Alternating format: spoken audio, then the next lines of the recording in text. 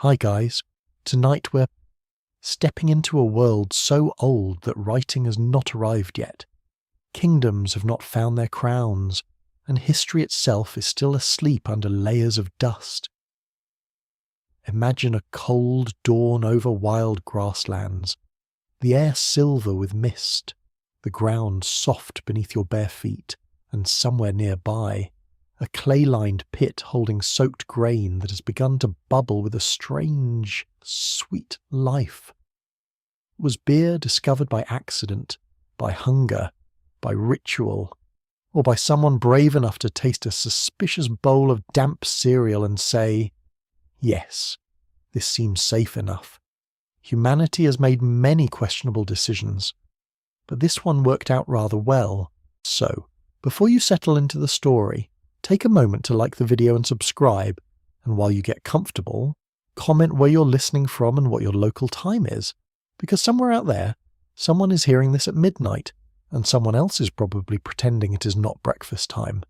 Now, dim the lights, and let yourself walk backward, far beyond taverns, breweries, glass bottles, and golden foam, into the long grass of prehistory.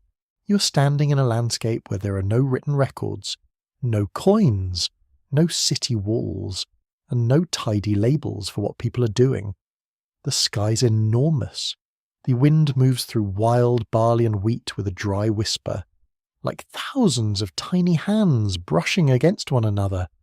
You smell earth warmed by the sun, crushed stalks, smoke from a distant fire, and the faint animal musk of a camp that has been lived in for many seasons.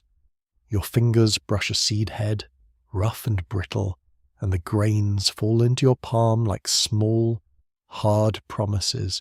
Long before beer has a name, people are learning the moods of grain.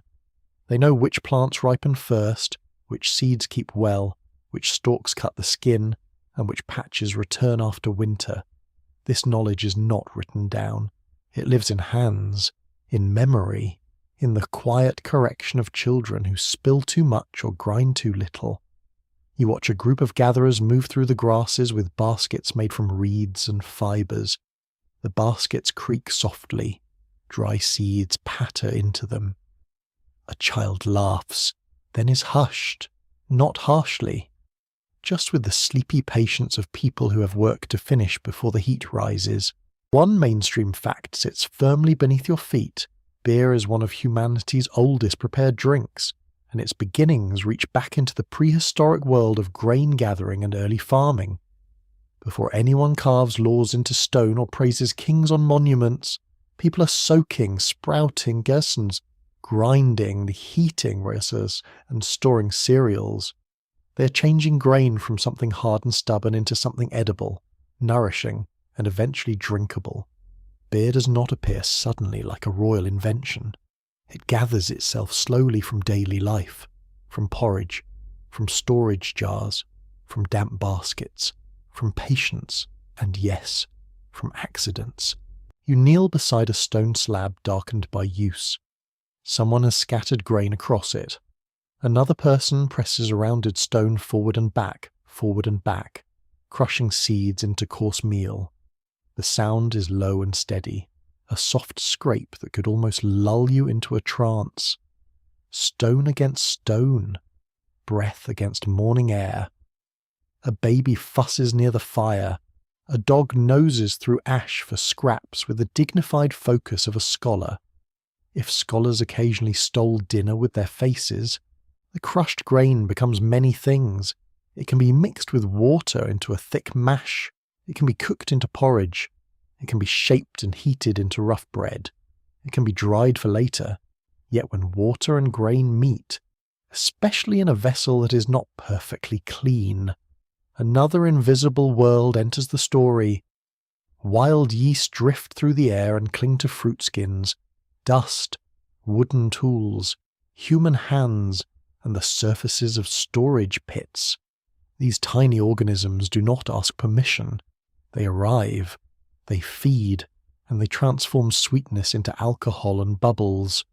Quite rude, really, but historically important. You lean closer to a shallow container lined with clay. The mash inside smells warm, sour, grassy, and faintly honeyed. On the surface, small bubbles gather and break with delicate sighs. It is not the crisp beer of a modern glass, it is cloudy, thick, and alive. Closer to food than refreshment, it may be drunk through reeds to avoid floating husks. It may be shared at a gathering. It may be offered to spirits, ancestors, or powers no one wants to offend. In a world where water can carry danger and calories are precious, a fermented grain drink offers energy, flavour, and perhaps a small shimmering change in mood. Historians still argue whether beer helped encourage farming, or whether farming simply made beer easier to produce. It is one of those wonderful questions where everyone leans over the evidence, squints very seriously, and admits that prehistory has not left a polite instruction manual. Some scholars suggest people cultivated grain mainly for bread and porridge, with beer emerging as a useful byproduct. Others wonder whether the pleasure and ritual power of fermented drink gave grain a special importance. The truth may not sit neatly in one basket. Human beings can want dinner and celebration at the same time. This is not shocking. You have met humans. There is a famous idea, sometimes called the beer before bread hypothesis, that suggests the desire for fermented grain drinks may have played a role in drawing people toward cultivation and settlement. It is intriguing, a little mischievous, and not universally accepted. The quirky tidbit is this: some ancient ceremonial sites show evidence that large gatherings involved processed grains, feasting, and possibly fermentation before full settled agriculture was established nearby. In other words, people may have been organising serious social events before they had permanent villages in the usual sense. Humanity may have invented the party committee earlier than expected, which feels both impressive and completely believable. You move through a camp at dusk. The air cools. Smoke thickens in blue layers beneath a darkening sky. People sit close together, their shoulders wrapped in skins or woven coverings. The day's gathered grain has been sorted. Nuts crack between stones. Someone stirs a pot, and steam rises with a smell like toasted grass and damp flour. The ground is uneven beneath you, gritty with chaff. Ash clings to your ankles. You hear low voices, the thud of a tool being set down, the distant call of a night bird.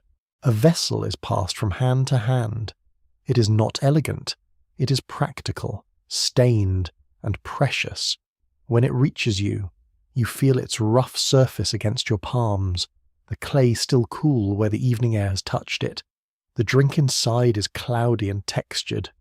You taste sourness first, then grain, then a faint sweetness hiding underneath. It is filling.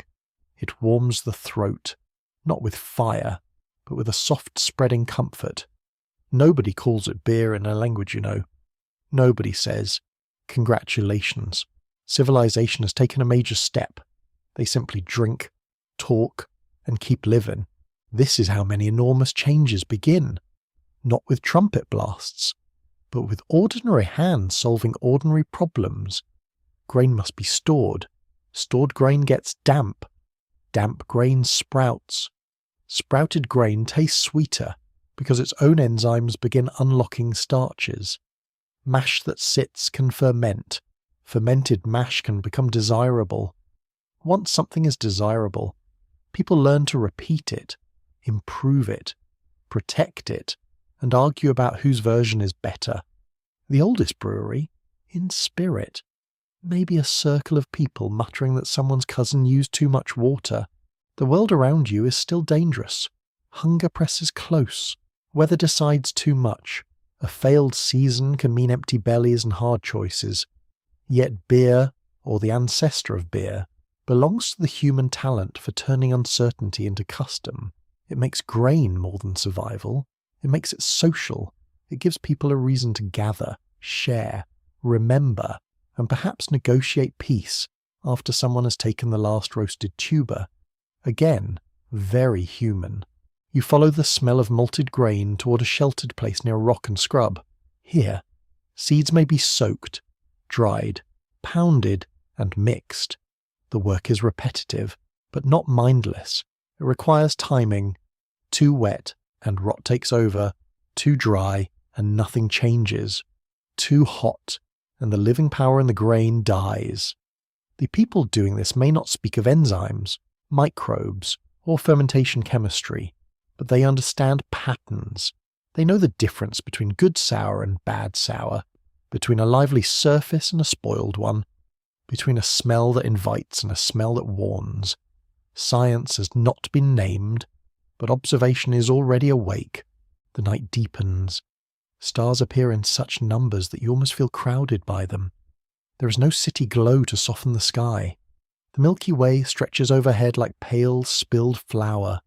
Around the fire, faces flicker. The drink loosens speech. Stories lengthen. Someone gestures with a reed. Someone else laughs quietly into their cup.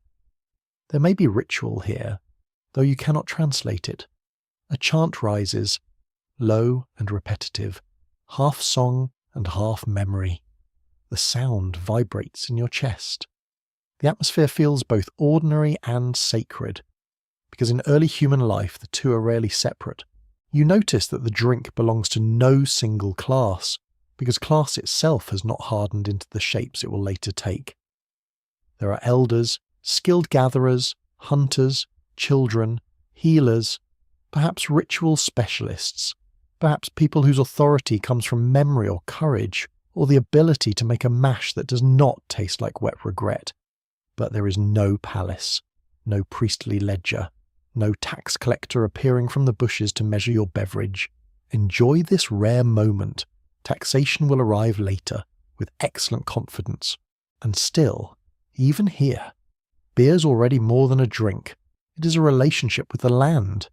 It depends on grasses, seasons, water, storage, vessels, fire, and shared labour. It is also a relationship with time. You cannot rush fermentation by glaring at it. You prepare, then wait. You trust the unseen. You return later and find that the mash has changed while you are doing other things. This quiet transformation must have seemed magical, and perhaps it still is, even when explained. A bowl of grain and water becomes something fragrant, lively, and mood-altering. The invisible becomes tangible. The ordinary begins to sparkle. You can almost feel the first lessons forming. Choose clean water when possible. Keep the vessel shaded. Save some of the last good batch to awaken the next one, even if no one yet explains why that helps.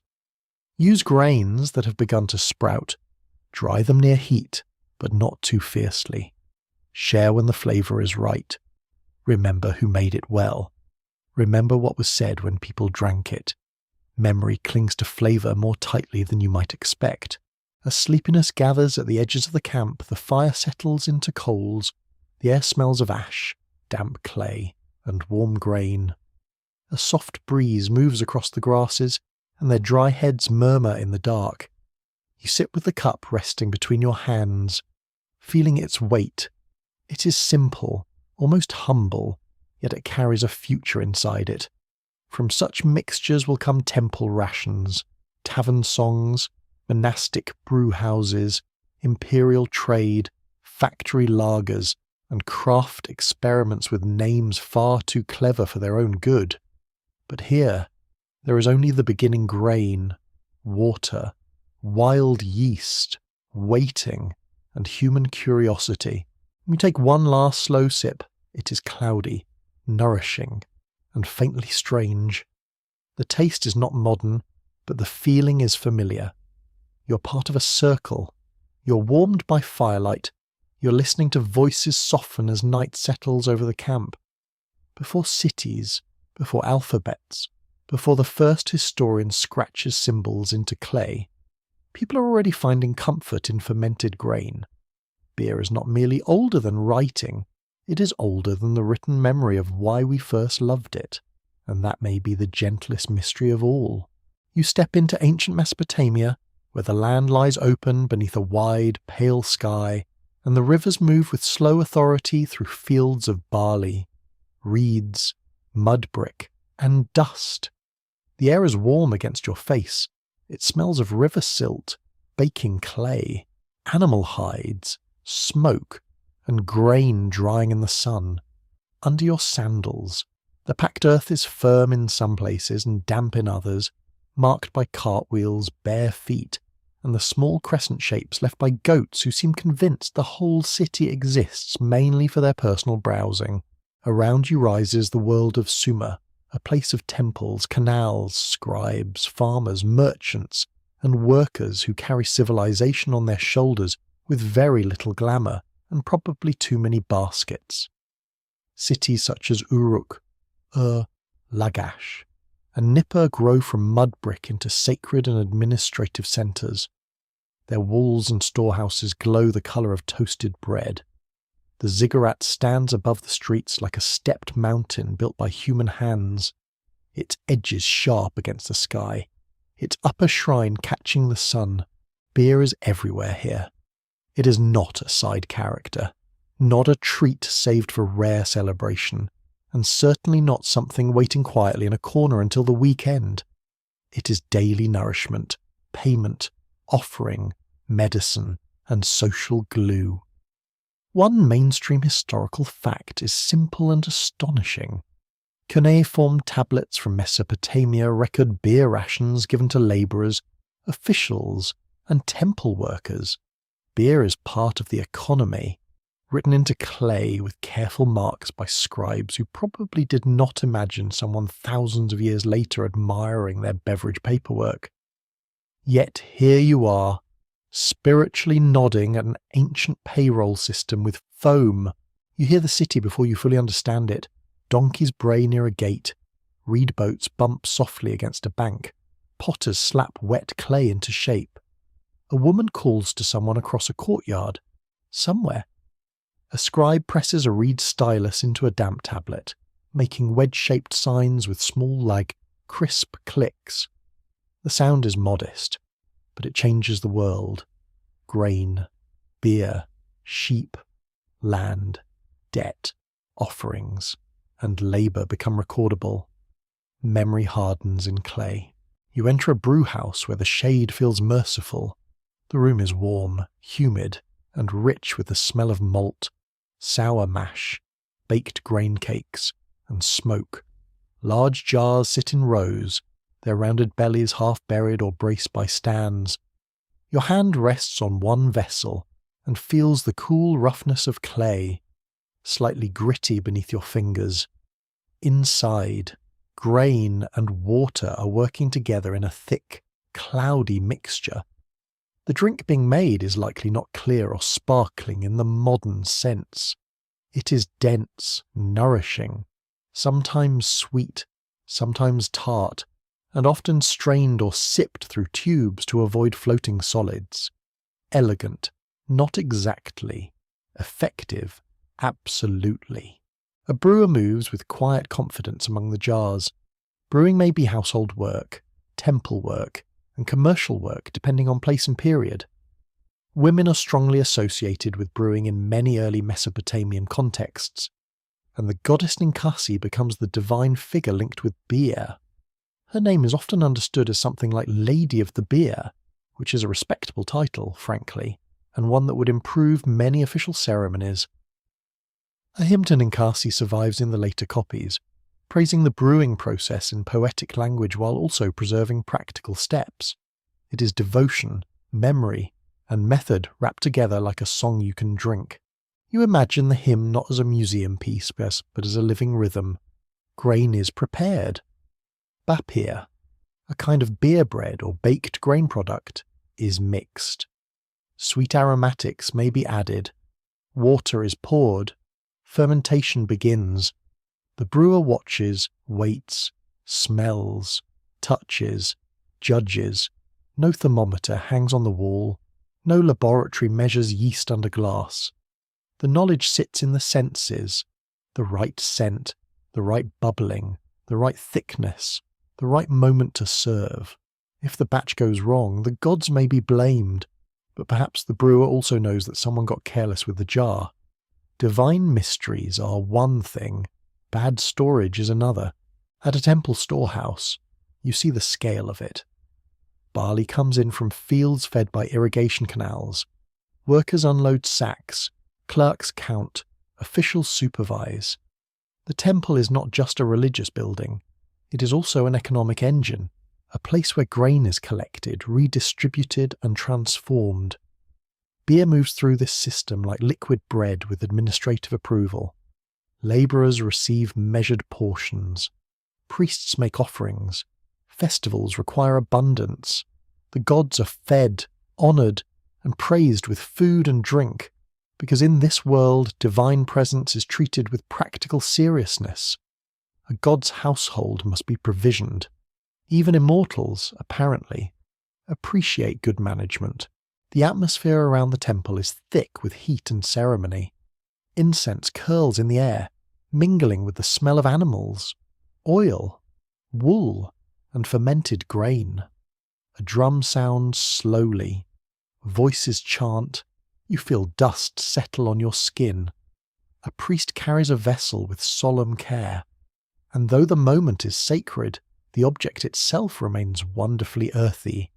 Clay, grain, water, human labour. Beer belongs equally to the gods and to the tired person who has spent the day hauling bricks.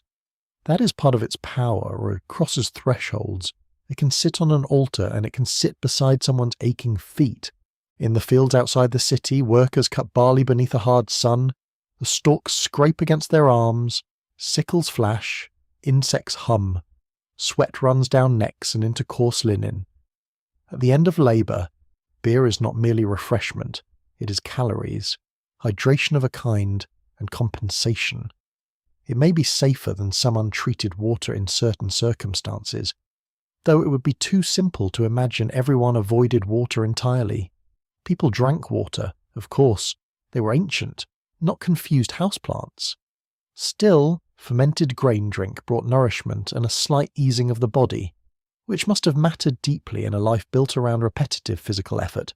Historians still argue whether Mesopotamian beer rations should be read as exact measures of what people drank every day, or as part of a broader accounting language that could simplify complex labour obligations. The tablets look precise, but precision on clay does not always mean reality behaved politely. A ration might be standard, symbolic, varied by rank, adjusted by task, or recorded in ways shaped by bureaucracy. The uncertainty is useful. It reminds you that even when the past writes things down, it does not always explain itself in a friendly voice. You pass a group of workers seated near a wall in the late afternoon shade. One has dust in his beard, another rubs his shoulder, a jar is set among them, and long reed straws angle into it. This is one of the quirky details that makes Mesopotamian beer feel immediately human. People are often shown drinking from large communal vessels through straws. Some straws were simple reeds, while elite versions could be decorated or made of precious materials. Imagine inventing civilization and still needing a long straw because your drink has grain bits floating in it. Progress is never as tidy as the textbooks pretend.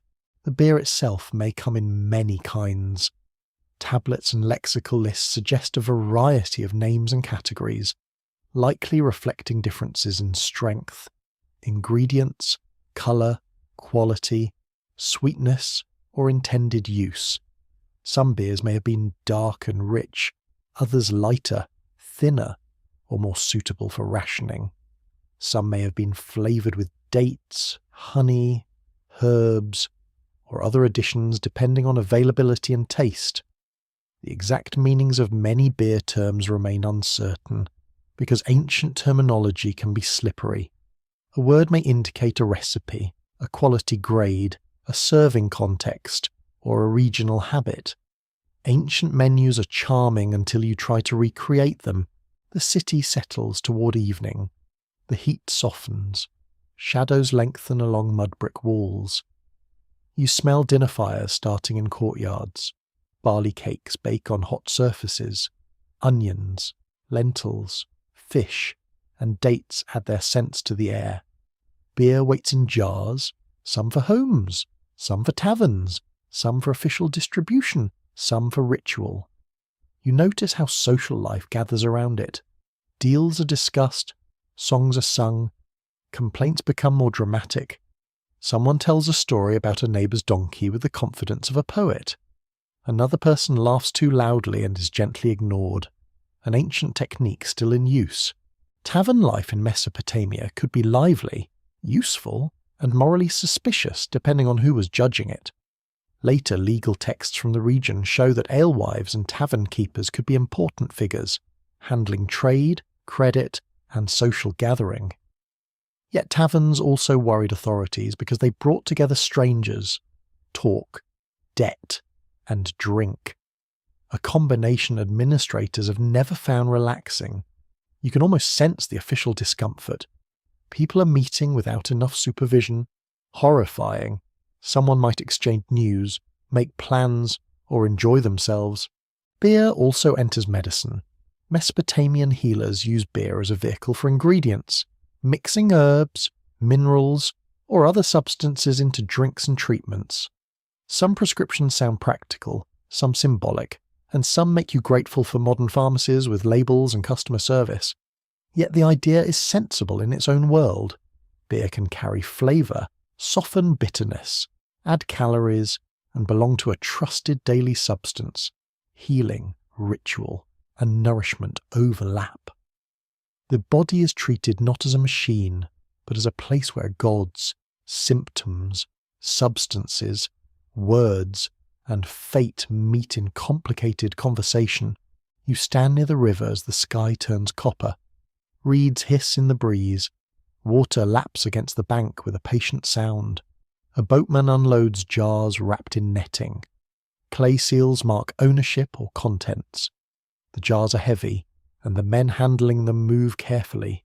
Breakage means loss. Spoilage means disappointment. Good beer depends on networks, fields, canals, potters, fuel gatherers, brewers, transporters, scribes, and drinkers. It is never just liquid. It is an entire society made visible in a cup. As night gathers, the city cools. The ziggurat becomes a dark shape against the stars. From a courtyard comes the low murmur of voices and the soft clink of cups. You sit on a woven mat, the fibres pressing faint lines into your skin. Someone pours beer into a bowl. It is cloudy, fragrant, and gently sour, with the round taste of grain and the sweetness of dates lingering at the edge. The first sip is filling. The second feels familiar, though the language around you is ancient and the sky seems impossibly large. You understand why Sumer gave beer a goddess. This drink is work and worship, ration and pleasure, song and sustenance. It belongs to the hand that harvests barley, the scribe who records it, the brewer who watches it foam, the priest who offers it, and the weary labourer who receives it at day's end. In the hush of the courtyard, with river air moving over the rooftops and the smell of malt resting in the dark, beer becomes something steady and deeply human, a small cup of order in a world of dust. Gods, hunger, and stars. You open your eyes beside the Nile at first light, when the river is still the colour of polished stone and the reeds along its banks whisper in the mild morning wind. The air feels damp against your skin, cooler than the desert beyond, and it carries the smells of wet mud, crushed green plants, smoke from cooking fires, and grain warming in clay ovens.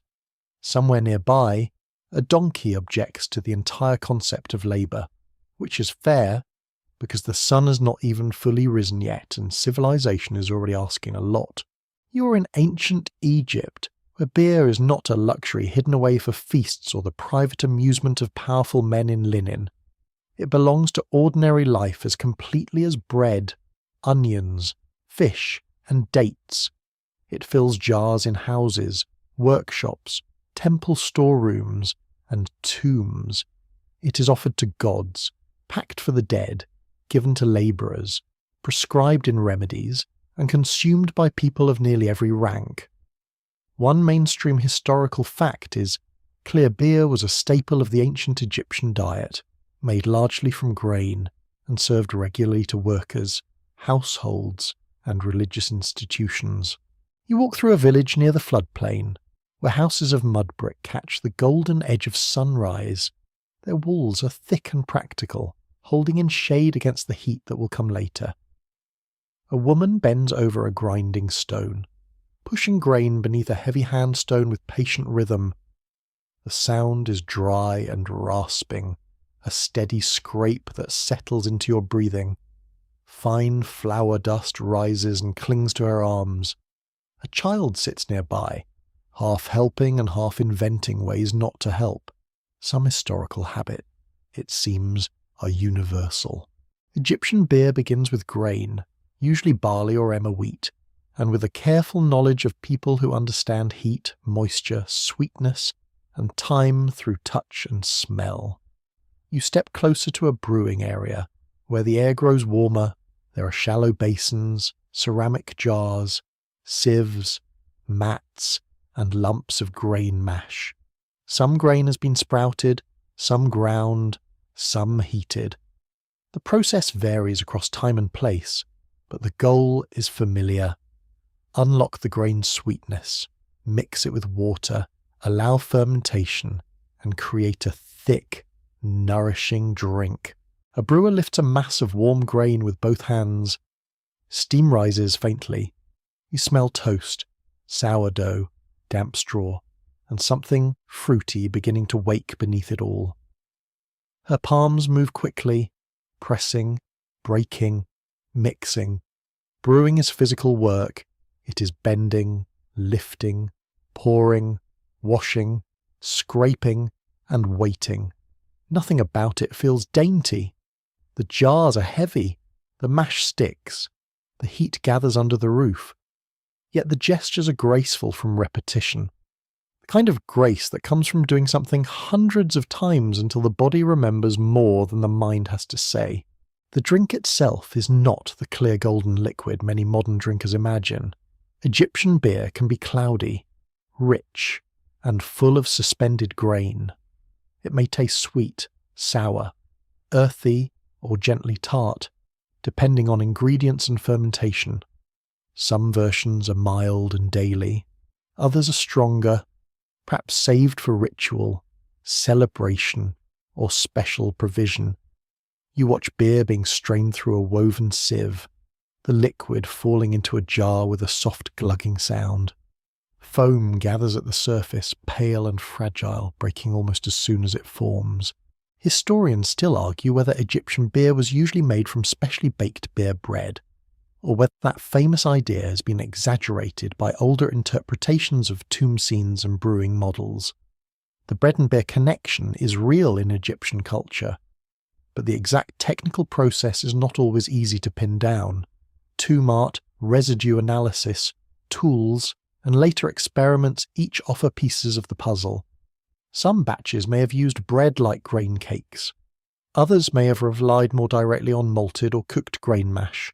The past, naturally, refuses to behave like a neat recipe card. You enter a work settlement where labourers prepare for the day. Their skin shines with oil and sweat. Linen wraps brush softly against their legs. The smell of garlic, onions, and beer mixes with dust. Men sit in the low shade, receiving rations that include bread and beer, the pair so central to Egyptian nourishment that they appear again and again in offering formulas. Beer is food here, not just entertainment.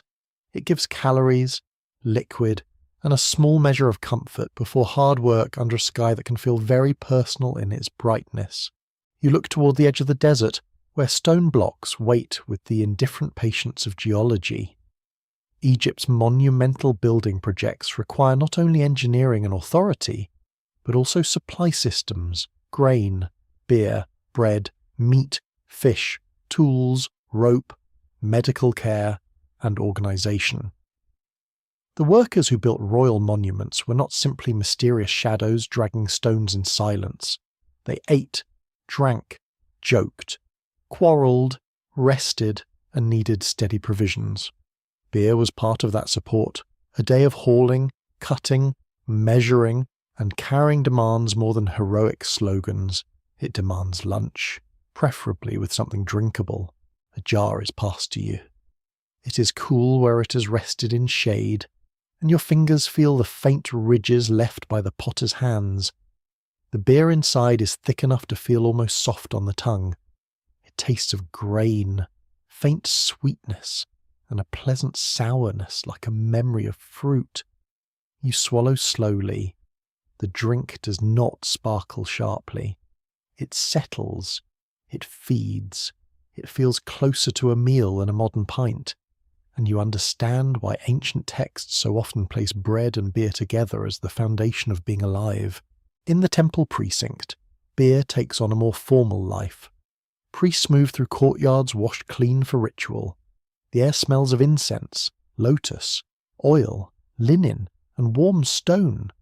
Offerings are arranged for the gods: bread, beer, cattle, fowl, fruit, flowers, and jars sealed against dust. Beer belongs on divine tables because the gods are cared for through the language of abundance. To offer beer is to offer grain, labour, water, skill, and time. It is a liquid sign that the world is being maintained properly, which is exactly the sort of reassurance a temple likes to project. Yet religion here is not distant from appetite.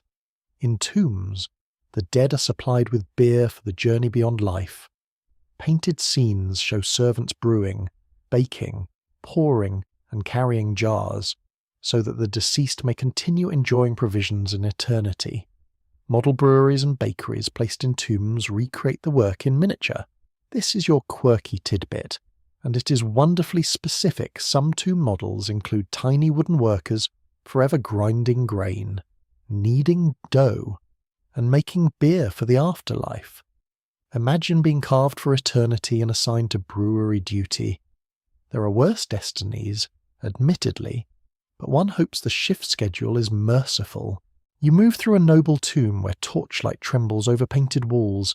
The atmosphere is dry, enclosed, and faintly mineral, with the smell of dust and ancient plaster. Figures in profile carry jars, strain mash, bake loaves, and present offerings. Their gestures are fixed, but they seem busy. The images are not casual decoration. They are magical provisions, declarations of status, and instructions for abundance beyond the grave. Beer here becomes continuity. It bridges hunger and memory, body and spirit, household and eternity, outside again. The sun climbs. Heat presses down on your shoulders like a heavy cloth. The river glitters too brightly to look at for long. In a courtyard, a brewer adjusts a row of jars, checking seals and surfaces. Flies buzz near the damp grain, then vanish when smoke drifts from a small fire. You hear pottery scrape against pottery. You feel grit under your sandals. Brewing depends on cleanliness in practical ways, but ancient cleanliness is not stainless perfection. It is rinsing, scraping, covering, shading, judging. People know spoilage. They know good smells and bad smells. They know when a jar should not be trusted, which is wisdom worth respecting in any century. Beer also appears in Egyptian medicine. Some remedies use beer as a mixing liquid for herbs, resins, minerals, or other ingredients. It helps carry substances, soften strong flavours, and place treatment within something familiar. Patient may receive a potion in beer, perhaps comforted by its everyday presence, perhaps less comforted by whatever else has been stirred into it. Ancient medicine can be impressive, symbolic, practical, and unsettling all at once. You may admire the tradition while feeling grateful no one is handing you a jar and saying, "Drink this, the crocodile god approves." Socially, beer moves through many rooms. In modest homes, it is shared with meals. At festivals, it becomes joyfully excessive. During certain religious celebrations, drinking may help dissolve ordinary boundaries and invite music, dance, laughter, and altered states. The goddess Hathor, associated with music, love, fertility, and ecstatic celebration, has links to beer in mythic imagination. In one famous story, beer dyed red is used to calm a destructive divine force who mistakes it for blood and drinks deeply. It is strange, symbolic, and unforgettable. A myth where beer saves humanity by being both clever and extremely convincing. Ancient problem-solving had flair. You sit in the shade near a wall painted with pale clay wash. Someone pours beer into a cup. Nearby, a musician tunes a harp, plucking strings that make soft, rounded notes. The smell of date cakes drifts from a tray. Children chase each other until an elder gives them a look that needs no translation. Beer rests in the centre of this small human scene. It is not dramatic. It does not need to be. Its power is repetition poured again and again through mornings, wages, rituals, remedies, feasts and farewells. You begin to sense why Egyptians sometimes described a good life through simple provisions.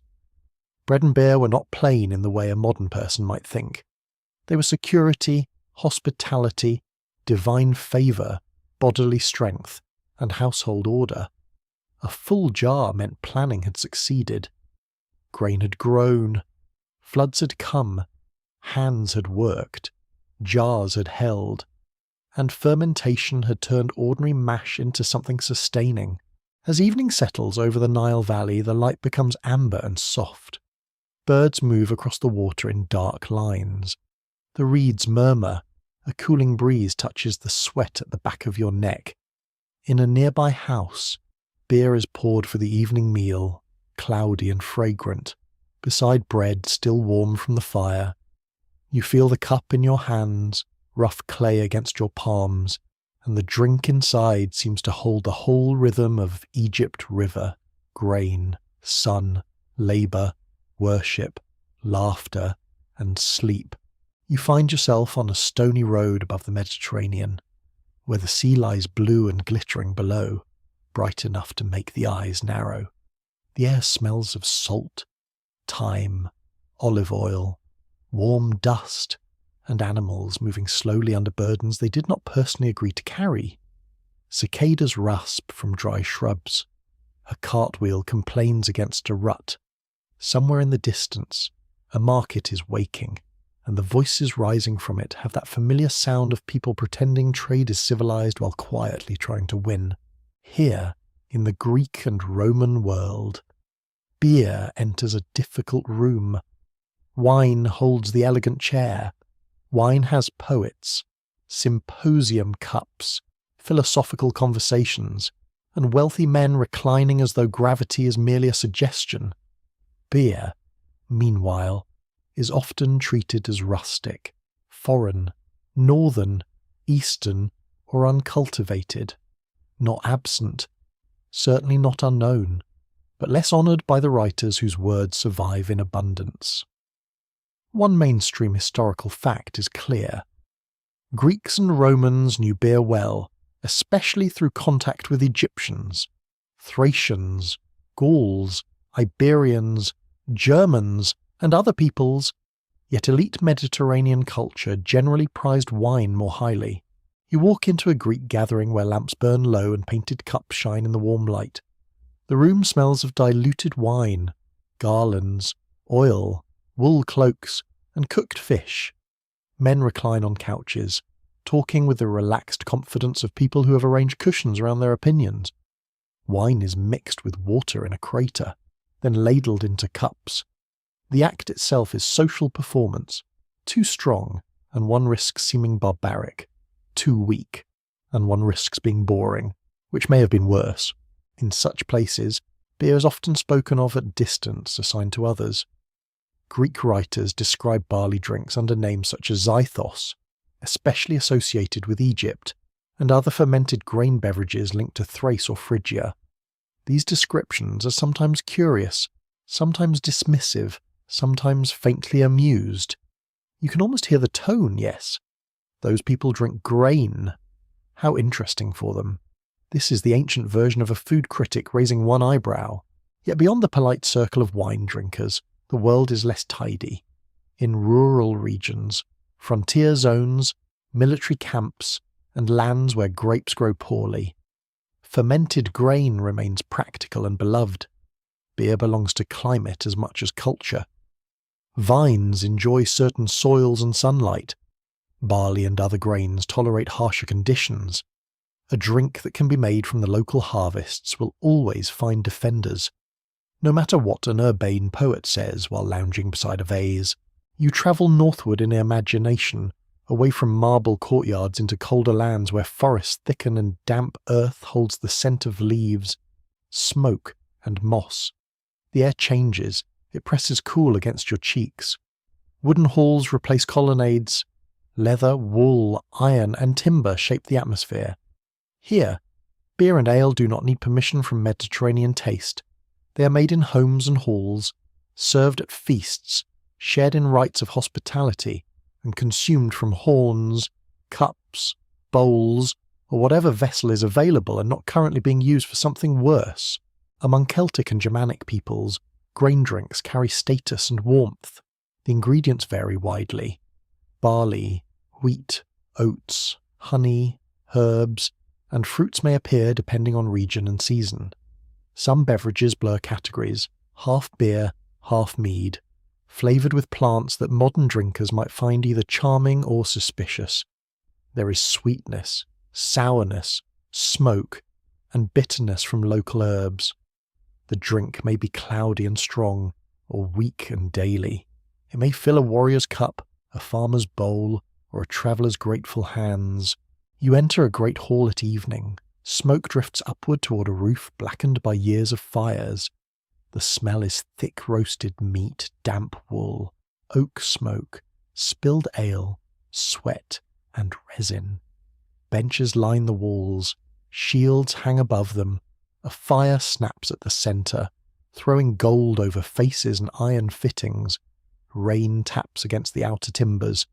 Someone laughs so loudly that the rafters seem personally involved. A cup is passed to you, heavy and warm from other hands. Its rim is smooth with use. The drink tastes malty, earthy, perhaps touched with honey or herbs. It is stronger than a simple ration drink and built for a night of speech, boasting, bargaining, singing, and the delicate social art of not insulting the wrong cousin. Beer here helps hold the hall together. Hospitality is not a soft idea in such societies. Offering drink can signal trust, status, generosity, and alliance. Refusing or mishandling it may carry meaning too. A cup can be a welcome, a test, or a trap, which does rather complicate the idea of relaxing with friends. Roman observers who wrote about northern peoples often connected beer with barbarian identity. The word barbarian itself comes loaded with judgment, a label used by Greeks and Romans for outsiders whose speech, customs, and politics did not fit their categories. Beer becomes part of this contrast. Wine is civilized, measured, Mediterranean. Beer is foreign, excessive, rough. Of course, this says as much about Roman self-image as it does about the drink. Every empire enjoys imagining that its dinner table is the highest point of human development. Historians still argue whether Roman disdain for beer reflected genuine everyday prejudice across society, or mainly the snobbery of elite authors whose writing survived. Soldiers stationed far from Italy, traders working with local communities, and ordinary people in provinces may have been more flexible than literary insults suggest. The surviving texts often come from educated men invested in cultural hierarchy. Their opinions are valuable, but they are not a complete census of taste. Ancient class bias naturally had excellent preservation conditions. In a Roman military camp on the edge of empire, the world smells of wet leather, horse sweat, iron, smoke, and boiled grain. Rain darkens the packed earth. A sentry stamps his feet to stay warm. Soldiers from many provinces share space Italians, Gauls, Syrians, Spaniards, Britons, Germans, North Africans. Their foodways mix because armies are practical machines with hungry stomachs. Wine is shipped where possible, but local beer may be easier to obtain in certain regions. contracts, tablets, and archaeological traces show that soldiers consumed what supply allowed. The empire may dream in Latin, but supper speaks many languages. You pass a tavern near a frontier settlement. Its doorway is low. Inside, the air is dim and humid. A lamp flickers. You hear dice clatter on a wooden table, a dog snoring under a bench, and rain tapping steadily on the roof. Cups of local beer stand beside imported wine. A merchant complains about taxes. A veteran complains about young soldiers. A woman behind the counter appears to have heard every complaint known to humankind and finds none of them original. This, too, is Rome, not just marble, law and conquest, but mixed drinks, mixed peoples, and exhausted service workers. The quirky tidbit here comes from ancient descriptions of beer-drinking customs that fascinated outsiders. Some Greek and Roman writers mention people drinking grain beverages through straws, especially in Egypt or regions influenced by Eastern practices, while others describe northern drinking from horns. The horn cup becomes a vivid symbol, part practical vessel, part theatrical statement. Nothing says refined beverage culture quite like lifting an animal horn toward the smoky rafters and hoping your sleeve survives the evening. You move into Gaul, where local brewing continues even as Roman roads, villas, baths, and markets spread. The countryside smells of damp fields, wood smoke, crushed apples, and manure. Romanization does not erase local habits in a single dramatic sweep. People adopt, adapt, ignore, and combine. Wine amphorae arrive through trade. Beer remains in use. Some communities develop taste for both. A land can hold more than one drink, despite what cultural snobs may prefer. In Iberia and Northern Europe, fermented grain drinks mingle with older traditions of feasting and ritual. Archaeological evidence from vessels, residues, and settlement sites suggests that beer-like drinks were made and consumed in varied contexts, including domestic life and ceremonial gatherings. Exact recipes remain difficult to recover. A pot may reveal traces of grain, wax, fruit, or herbs, but it does not explain the brewer's intention in a helpful little note. Was it daily ale, festival drink, medicinal mixture, or something made because the harvest was strange and someone felt experimental? The clay keeps secrets. You stand at the edge of a feast where a chieftain or local leader distributes drink. The act matters. Giving beer or ale shows wealth, control of grain, access to labour, and the ability to gather people. A generous host strengthens loyalty. A poor host becomes a story, and not the flattering kind. The sound of the hall swells, cups knock together, feet shifting on rushes, a song rising and falling, rain beating harder outside. The atmosphere is thick, intimate, and alive with obligation disguised as merriment. Meanwhile, in the Mediterranean heartlands, wine remains a marker of refinement. Philosophers write about moderation. Poets praise vineyards. Moralists warn against drunkenness while often sounding as though they have studied it thoroughly. Beer has fewer elegant defenders in surviving classical literature, but it persists because daily life is stronger than literary fashion. Farmers, soldiers, migrants, sailors, and provincial communities carry their tastes with them. The grain drink keeps moving through the spaces that grand narratives overlook. You feel the contrast not as a battle, but as a map of environments and identities. The vineyard terrace, sunlit and orderly, produces one kind of prestige. The barley field, wind-bent and resilient, produces another kind of survival. The symposium cup invites debate. The hall horn invites loyalty. The tavern mug invites gossip. Each vessel reflects a world. As night settles over the frontier, the rain eases. The smell of wet earth rises clean and dark. In the tavern, a cup of beer rests in your hands, its surface dull gold in lamplight. Outside, Roman roads stretch into forests and mountains, carrying laws, armies, merchants, and rumours. Inside, someone drinks wine, someone drinks beer, and someone complains that both cost too much. Civilizations may rank their beverages, but thirst is wonderfully democratic. You take a slow sip. It tastes of grain, smoke, and the place where it was made. Not marble, not poetry polished for elite approval. Something rougher, local, and stubbornly alive. Across Greek courts, Roman camps, Celtic halls, and Germanic settlements. Beer survives every insult by remaining useful, social, and satisfying. It does not need to win the argument in the texts. It is already winning in the cup.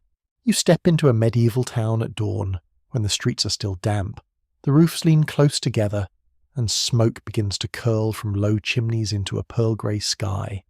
The air smells of wet straw, horse sweat, hearth ash, baking bread, and the sour, sweet breath of grain soaking in wooden tubs. Somewhere a church bell rings with slow patience, each note rolling over the rooftops like a reminder that the day belongs to work, prayer, and possibly someone arguing about ale prices before noon. The road beneath your feet is uneven, packed with mud, stones, and yesterday's many poor decisions.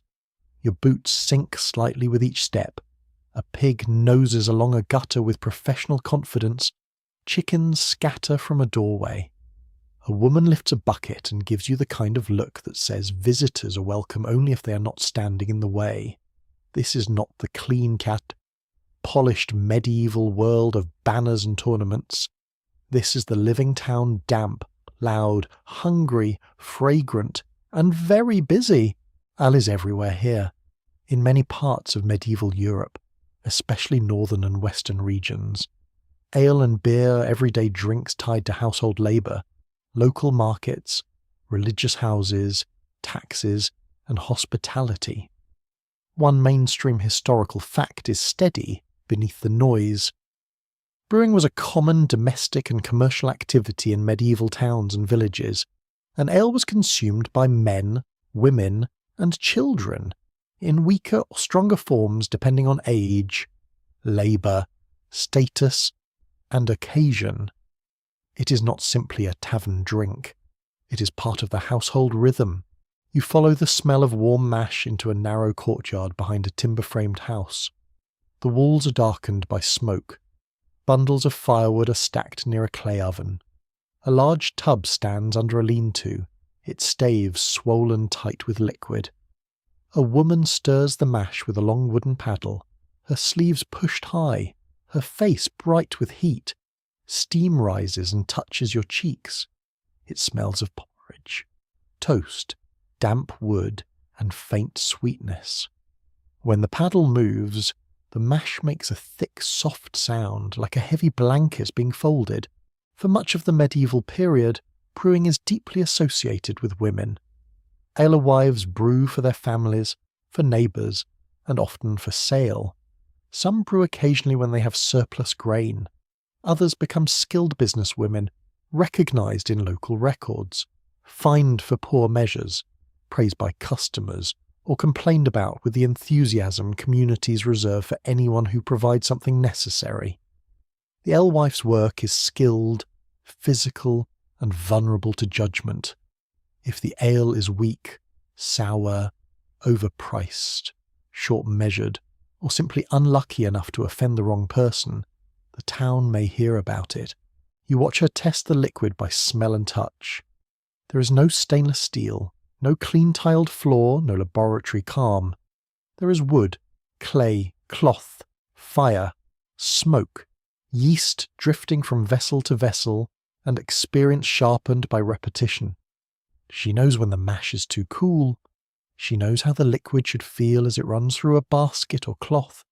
She knows how quickly her ale must be sold, because unhopped ale spoils quickly.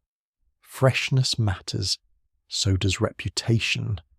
A bad batch can travel through gossip faster than a royal decree, and with more dramatic detail.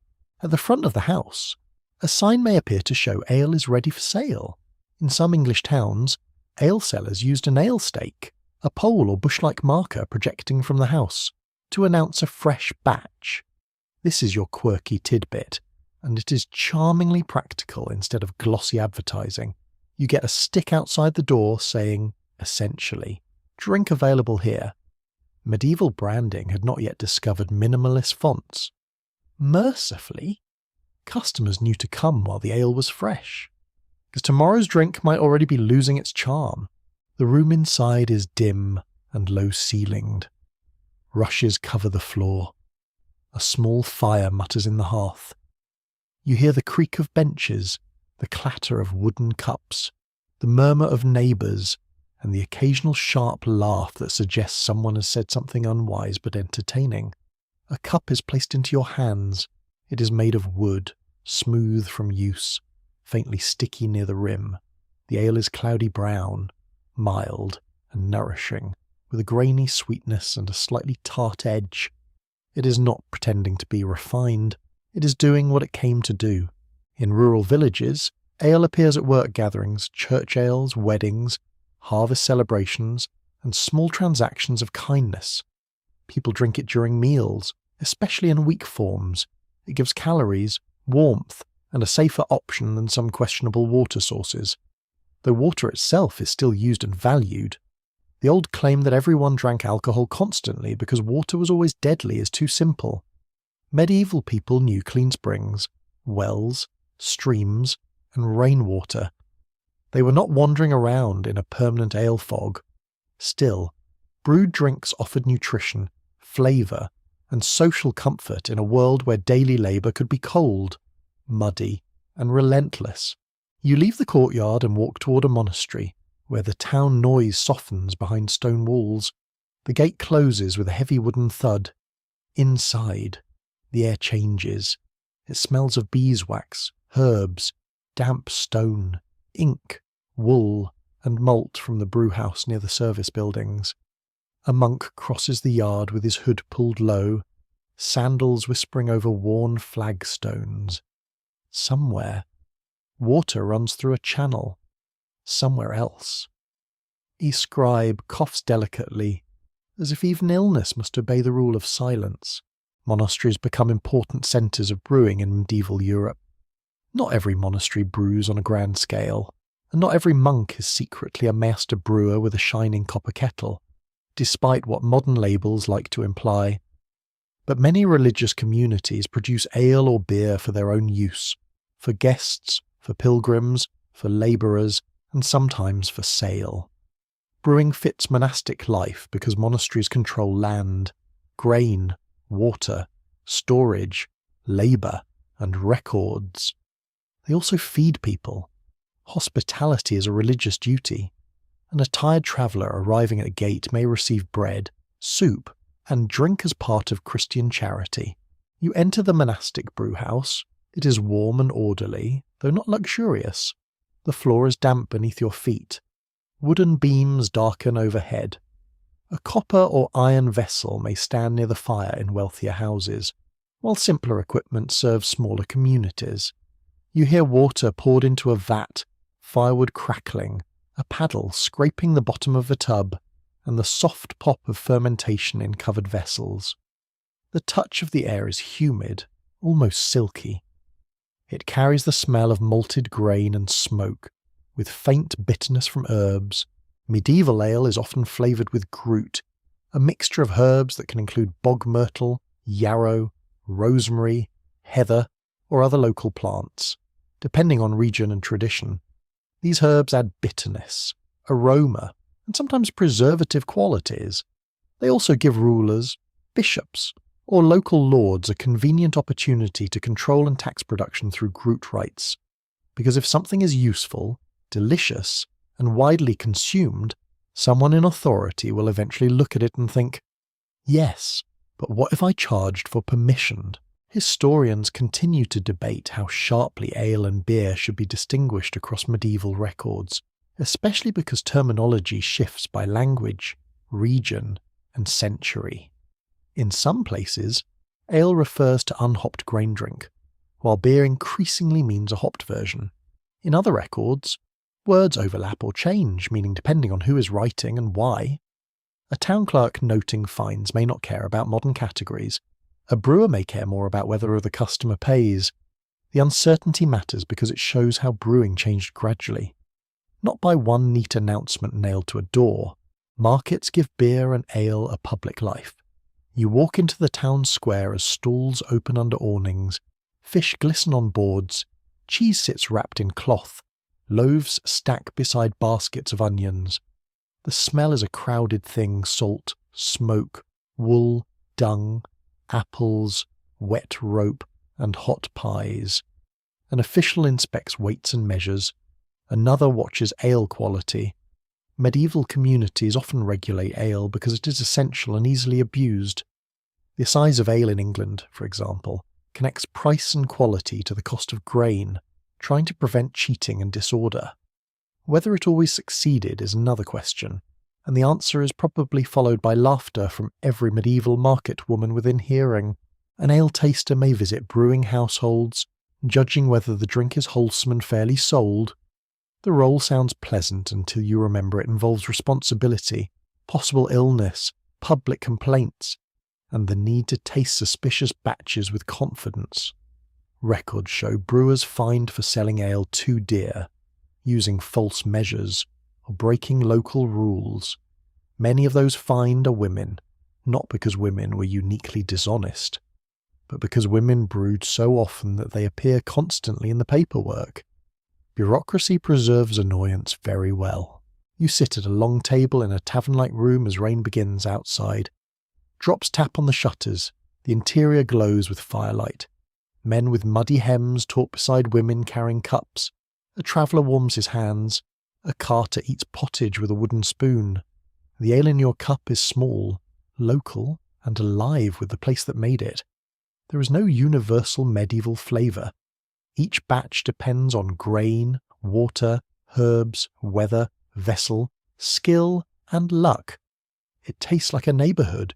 As evening deepens, the town becomes softer at the edges. The bell rings again. Slower now. Smoke hangs under the eaves. The brewer's arms ache from lifting and stirring.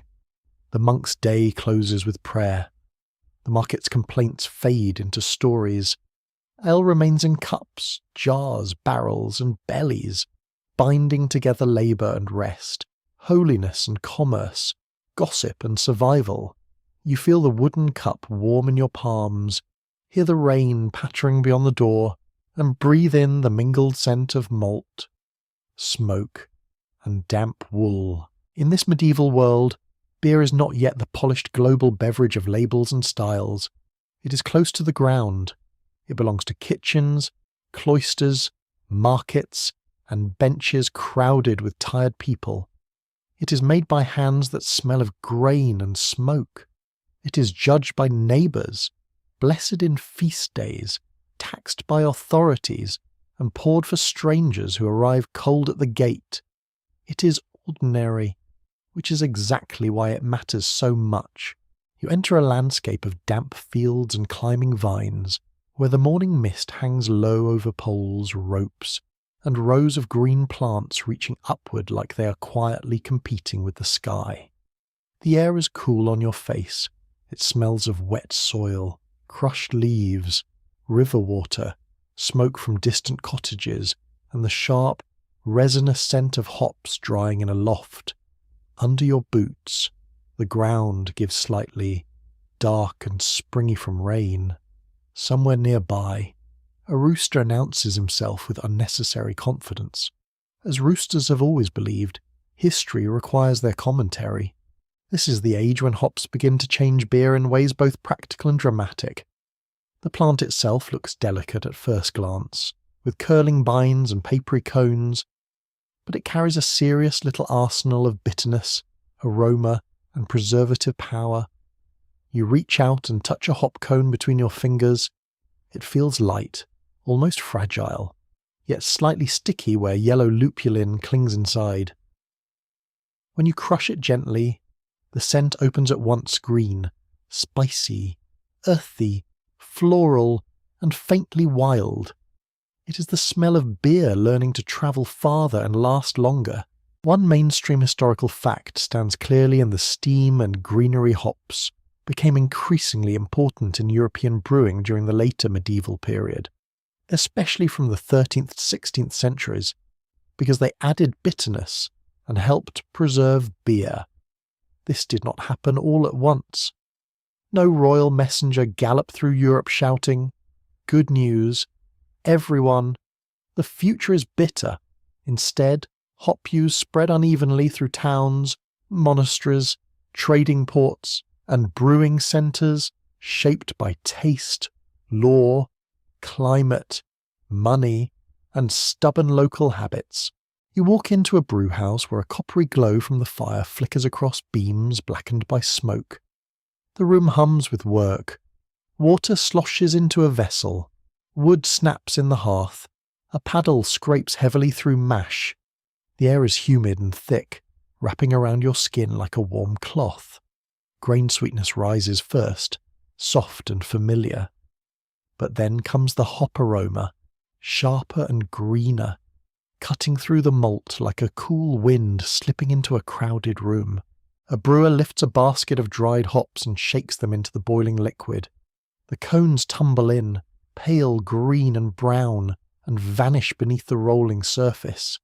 The sound is quiet, almost shy, but the change is not. Bitterness enters the drink. So does stability. Beer can keep longer. It can move from town to town with less danger of spoiling. It can be stored, sold, taxed, shipped, and argued over in much more ambitious ways. Hops do not simply flavour beer. They help beer become a larger business. Yet not everyone welcomes the green cone with open arms. Many communities already have their own traditions of flavouring ale with groot, a mixture of herbs that might include bog myrtle, yarrow, heather, rosemary, or other local plants. These herbs carry not only flavour but also legal rights and income. In some regions, rulers, bishops, or town authorities control the sale of groot and collect fees from brewers who use it. A hopped beer threatens more than taste. It threatens revenue. And when revenue is threatened, people suddenly become deeply spiritual about old customs. You pass through a town gate where merchants unload barrels from carts. Iron hoops clink. Horses snort clouds into the cool air. A clerk watches with narrowed eyes, ready to count, mark, and charge. The smell of tarred wood, damp rope, and fermenting beer hangs around the wagons. Hopped beer has an advantage in trade. It can survive the jolting roads, the delays, the warm days, and the questionable storage decisions of people who insist they know what they're doing. Beer that lasts becomes beer that can travel, and beer that travels becomes beer that can make money far from the place it was brewed. Scholars continue to debate how much hop adoption was driven by preservation, how much by taste, and how much by politics and taxation. The bitterness mattered, certainly. The keeping qualities mattered greatly, but laws, urban rivalries, guild privileges, religious institutions, and trade networks also shaped the pace of change. Some towns embraced hops eagerly, others resisted them. Some drinkers may have found hopped beer strange at first, too harsh or too medicinal. The past does not always welcome improvement politely. Sometimes it sniffs the cup and says, "Absolutely not. Bring back the old stuff." You sit in a tavern where the argument is already underway. A brewer with flower on his sleeve insists hopped beer is cleaner, stronger, and more reliable. An older man mutters that the new bitterness tastes like someone boiled a hedge. A merchant replies that the hedge, apparently, sells very well in the next town. A woman carrying cups tells all of them to either drink or move, because philosophy is blocking the bench. The room smells of wool, smoke, onions, wet leather, and beer. Rain taps against the shutters, steady and soft. You take a sip from a wooden cup. The beer is cloudy amber, but the flavour has a firmer edge than a sweet herbal ale. Grain comes first, then bitterness settles on the tongue, dry and lingering. It makes you want another sip, not because it is soft, but because it creates balance. The sweetness of malt no longer sprawls unchecked. The hop pulls it back, sharpens it, gives the drink a structure that feels almost architectural. It is still rustic, still alive, still far from modern clarity. But something has shifted. In the hop fields, the work is seasonal and intense. You stand among tall poles where the bines coil upward in twisting green columns, leaves brush your sleeves, dew wets your hands, workers move along the rows, picking cones into baskets, their fingers quick and stained. There is the sound of rustling leaves, quiet talk, baskets creaking, and the dull thump of filled sacks set onto the ground. The atmosphere is fresh but tiring, bright with labour and the smell of bruised plants. Harvested hops must be dried carefully, too damp, and mould ruins them, too much heat, and their volatile fragrance fades. You climb a ladder into a drying loft where the air is warmer and almost hypnotic. Hops spread across slatted floors and green-gold heaps. Their scent is powerful enough to feel textured, bitter and floral in the back of your throat. Workers turn them by hand or with wooden tools. Dust and lupulin cling to skin. Your fingertips feel slightly sticky, and the perfume follows you like a secret. The quirky tidbit hiding among these cones is wonderfully sleepy. Dried hops were sometimes placed in pillows or sachets because people believed their scent encouraged rest and calm. A plant that sharpened beer could also soften a bed. You can imagine a tired picker lying down after a long day, head resting near the same aroma that drifted through brewhouses and taverns. Whether the effect was medicinal, suggestive, or simply pleasant, the idea feels fitting. Hops made beer last longer, and then politely offer to help humans last through the night. Monasteries and towns help refine hop use. Some religious houses cultivate gardens with useful plants, including herbs for medicine, cooking, and brewing. Urban brewers learn how much hop bitterness suits their customers, how long to boil, how to store dried cones, and how to protect their recipes from rivals with very curious faces. Brewing becomes more specialized, equipment improves, records grow more detailed, regulations multiply, because nothing says thriving industry like officials deciding the foam requires supervision. You move into a northern port town where barrels are stacked near the water, gulls cry overhead, the key smells of fish, salt, tar, wet planks, and beer leaking faintly from a seam. Ships rock at anchor, their rigging clicking in the wind. Hopped beer suits these places. It can be exported. It can supply sailors, merchants, and distant markets. Brewing centres in parts of the Low Countries and German lands become known for hopped beer, and their products influence tastes elsewhere. The bitter drink travels with trade, entering new towns cup by cup, barrel by barrel, complaint by complaint. In England, the arrival and expansion of hopped beer causes cultural friction. Ale and beer are sometimes treated as distinct drinks, ale being unhopped and beer being hopped.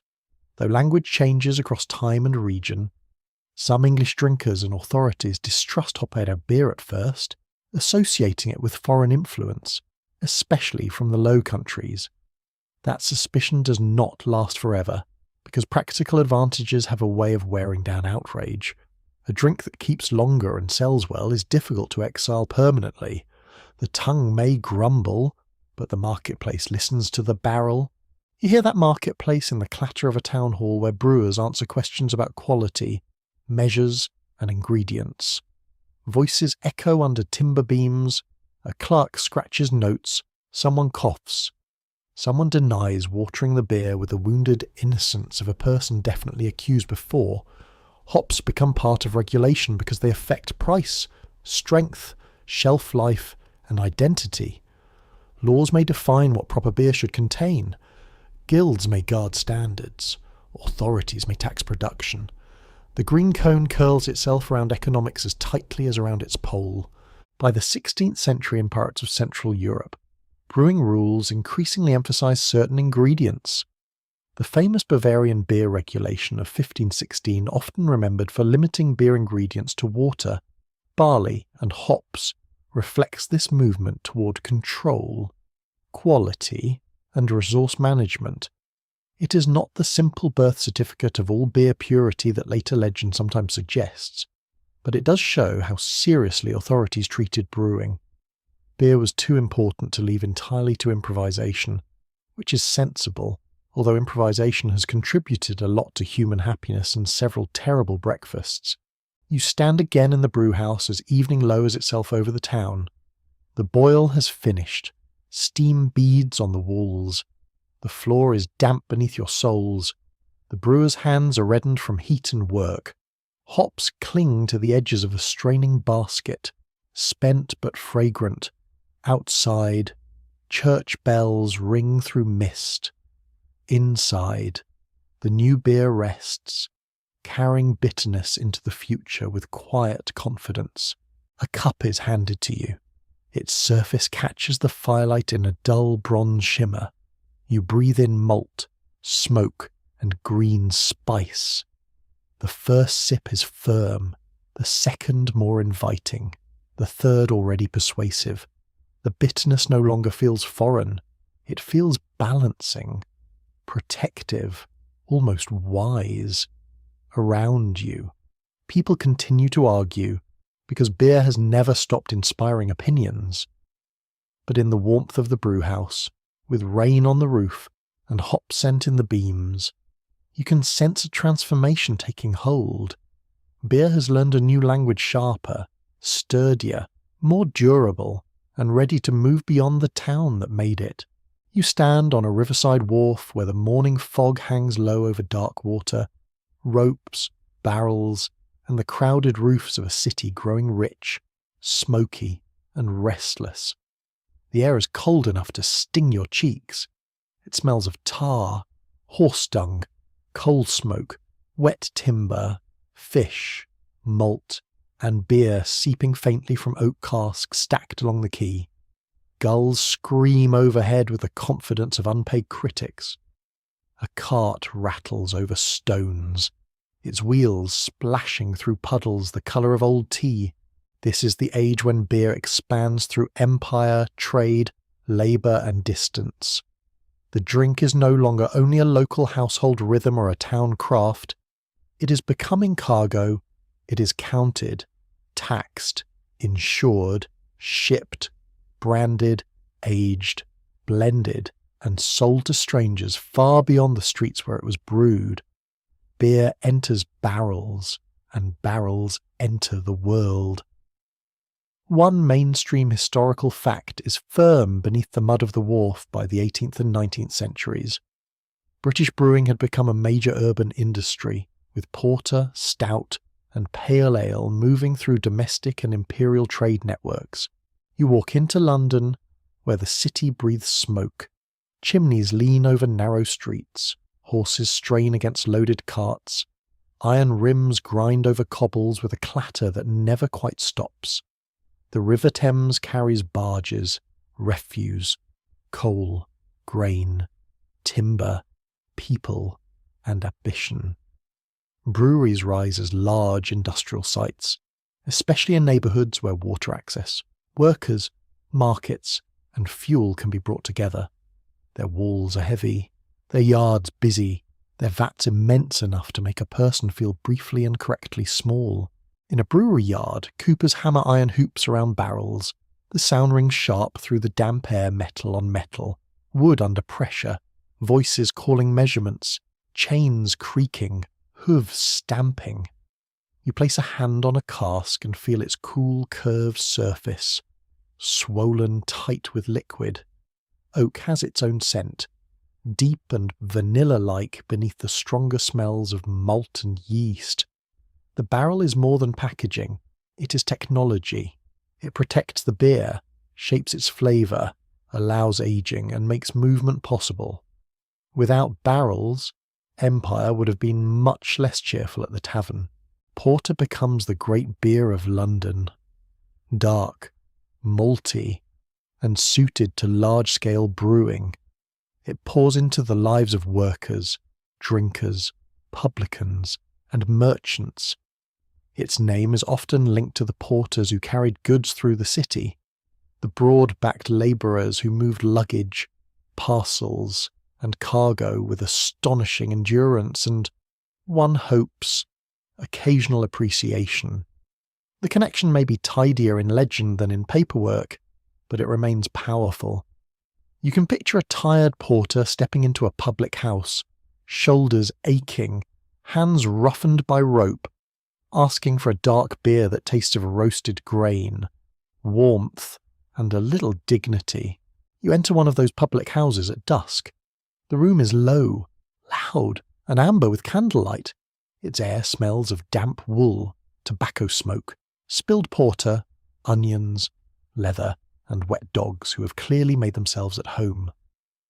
Tankards thump on tables, a fire snaps in the hearth. Men argue about wages, ships, elections, and someone's cousin who has once again made a foolish investment. The porter in your cup is dark brown, almost black in the shadow. With a tan foam clinging to the rim, it tastes roasted, slightly sweet, gently bitter, and filling. The quirky tidbit of London porter is almost too dramatic to ignore some breweries age beer in enormous wooden vats, so large that visitors came to admire them like monuments. These vats could hold staggering amounts of beer, turning storage into spectacle. People like to see size made visible. A giant vat suggested wealth, mastery, and the pleasing idea that somewhere, somehow, there was enough beer. Very comforting, unless one remembers that wood, pressure, and liquid require respect. Brewing grandeur had its risks, as grandeur often does. Stout begins as a term connected to strength, meaning a stronger porter or strong dark beer, though the words shift with time and place. In Ireland, the dark stout tradition becomes especially associated with Dublin. You walk through streets where rain makes the stones shine and the smell of malt mingles with peat smoke and river damp. Large breweries use roasted grain, careful records, skilled labour, and export networks to send dark beer outward. Stout becomes a taste of place that can travel, carrying Dublin in cask and bottle to ports far away. But empire is never only romance. On the docks, you hear its machinery. Sailors shout, chains drag, barrels roll with heavy wooden thunder, clerks record cargo with ink-stained fingers, merchants negotiate behind closed doors, soldiers, administrators, missionaries, sailors, and settlers all carry appetites with them. Beer follows them along trade routes, into garrisons, trading posts, colonial cities, and shipboard stores. The drink comforts homesickness and reinforces identity, but it also rides inside systems of conquest, extraction, and unequal power. A barrel can hold malt and bitterness, and also the weight of history. You board a ship preparing to leave harbour. The deck is slick beneath your feet. Salt air roughens your lips. Ropes are stiff with damp. Below, casks are packed into the hold, wedged among goods with care, because sea travel is a long argument with motion. The hull creaks, water slaps against wood. Rats probably attend, uninvited but committed. Beer at sea must survive heat, rolling waves, time, and the mysterious talents of sailors who can damage nearly anything while insisting the sea did it. Pale ale enters this world with particular force. Brewed from paler malt, often with substantial hopping, it can be bright, bitter, and more stable than many delicate beers when prepared for travel. The style linked in popular memory to India becomes famous India Pale Ale. The broad story is familiar. Beer brewed in Britain, especially pale ale from places such as Burton-upon-Trent, was shipped to British communities in India, where heat and distance demanded beer that could endure. Hops and strength helped it arrive in drinkable condition, though not always in perfect condition, because oceans are not gentle cellars. Historians still argue whether India Pale Ale was truly invented specifically for the Indian market, or whether it developed from existing pale export beers that gradually acquired a legend polished by merchants, brewers, and later drinkers. The myth often gives one heroic brewer too much credit and makes the process sound wonderfully simple. The evidence is messier. Multiple breweries, changing recipes, shipping practices, consumer preferences, and trade conditions all played roles.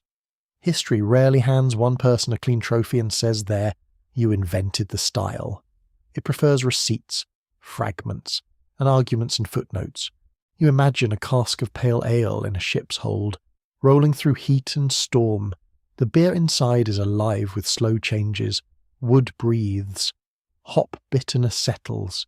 Yeast finishes its quiet work. The barrel crosses oceans while above it sailors mend lines, curse weather, sing, sleep badly, and eat food that would make a modern stomach file a formal complaint.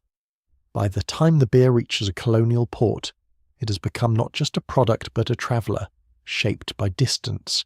In Calcutta, Bombay, Madras, and other imperial settings, imported beer becomes part of British social life.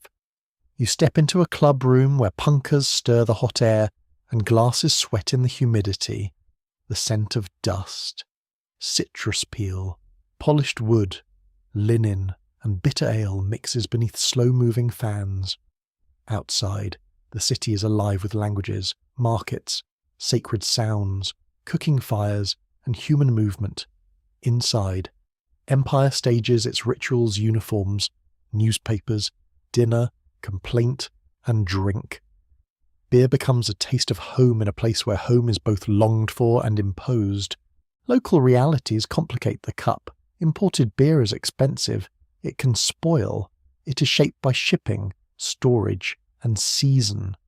Local brewing develops in colonial contexts as entrepreneurs, soldiers, and settlers seek fresher supplies.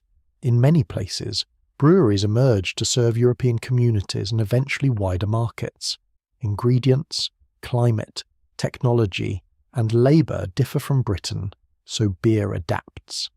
Even an imperial drink cannot stay unchanged when the weather, water, and people around it are different. Back at sea, another dark beer travels well. Porter and stout move across oceans to the Caribbean, North America, Africa, and Asia. Stronger versions survive export and appeal to drinkers far from London or Dublin. Bottled stout gains reputations for durability and nourishment. Some brewers market it with claims of strength and health, because advertising has always enjoyed dressing desire in respectable clothing. A strong dark beer could be promoted as restorative, fortifying, almost medicinal, convenient. Really, the glass is not indulgence, it is wellness. With foam, beer also becomes tied to taxation and power. Governments see in beer a reliable stream of revenue. Excise officers monitor production. Brewers keep records. Smuggling, adulteration, and evasion tempt the bold and the foolish. In port cities, beer money moves through banks, warehouses, shipping firms, public houses, and political influence. The brewer can become a major capitalist figure, no longer just a craft worker, but an industrial operator with vats, workers, horses, contract and cis, and friends in useful places. You stand beside a warehouse as evening lowers over the harbour. The fog thickens. Lanterns appear one by one, soft yellow points in the grey. Barrels are stacked in rows, each marked with chalk or brand, each destined for a tavern, a ship, a garrison, a merchant cellar, a tropical veranda, or a working man's table. You hear water slap against the pilings and the low groan of wood shifting under weight. Your hand rests again on a cask, and the oak feels damp, cold, and alive with possibility. A glass is poured for you from a barrel recently opened. Perhaps it is porter, dark and roasted with a creamy head and the smell of toasted grain. Perhaps it is pale ale, amber and bright, bitter enough to wake the tongue. Either way, it carries more than flavour. It carries coal smoke, river traffic, colonial longing, dockside labour, merchant ambition, and the quiet patience of yeast working in wood.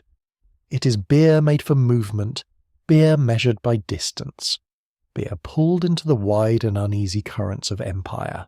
You drink slowly as the harbour settles into night. The gulls fade, the ropes creak. A bell rings from a ship hidden in fog. around you. The world has grown larger, and beer has learned to ride that largeness in barrels, bottles, ledgers, and stories. It is still grain, water, heat, and fermentation. But now it has become cargo with memory, commerce with foam, and comfort with a passport stamped by history. You step into the 19th century through a doorway of steam, coal smoke, polished brass, and restless invention. The air feels warmer indoors than it should, thick with malt vapour and the metallic scent of machinery. Outside, a railway whistle cuts across the morning like a bird with excellent lungs and no respect for silence. Beneath your feet, the floor trembles faintly as belts turn, pumps move, and great vessels breathe heat into the room. This is beer entering the industrial age, where the old senses of the brewer remain important, but new tools begin to stand beside them. Thermometers hang where hands once guessed. Hydrometers float in samples, measuring density with quiet seriousness. Steam engines drive pumps and mills. Railways carry barrels farther and faster. Ice, cellars, and eventually mechanical refrigeration give brewers control over cold in ways that once depended on winter's generosity. Beer is still grain, water, yeast, and patience. But now patience has invoices, schedules, gauges, and shareholders. One mainstream historical fact stands clearly in this age of iron and glass. The rise of pale lager in the 19th century transformed global beer culture, especially after the success of golden beers such as the famous Pilsner style, first brewed in Bohemia in the 1840s. Lager was not new in the broad sense. Cold-stored, bottom-fermented beers had developed in Central Europe over centuries, but industrial technology helped them spread with unprecedented force. Cold fermentation became easier to manage. Pale malt became more reliable. Clear glass and bright beer seduced the eye before the tongue even had an opinion. You enter a brewery where malt is being milled. The sound is steady and mechanical, a grinding rumble that fills the chest. Crushed grain releases a warm smell like biscuits, hay, and toast. Workers move between sacks, their boots scuffing on damp boards. Their sleeves are rolled, their faces shine in the heat. A brewer checks a thermometer and frowns slightly, not in panic, but in that professional way people frown at numbers, as though the numbers have chosen to be personally difficult. In the mash tun, hot water meets crushed malt. Steam rises in soft white clouds, touching your face and hair.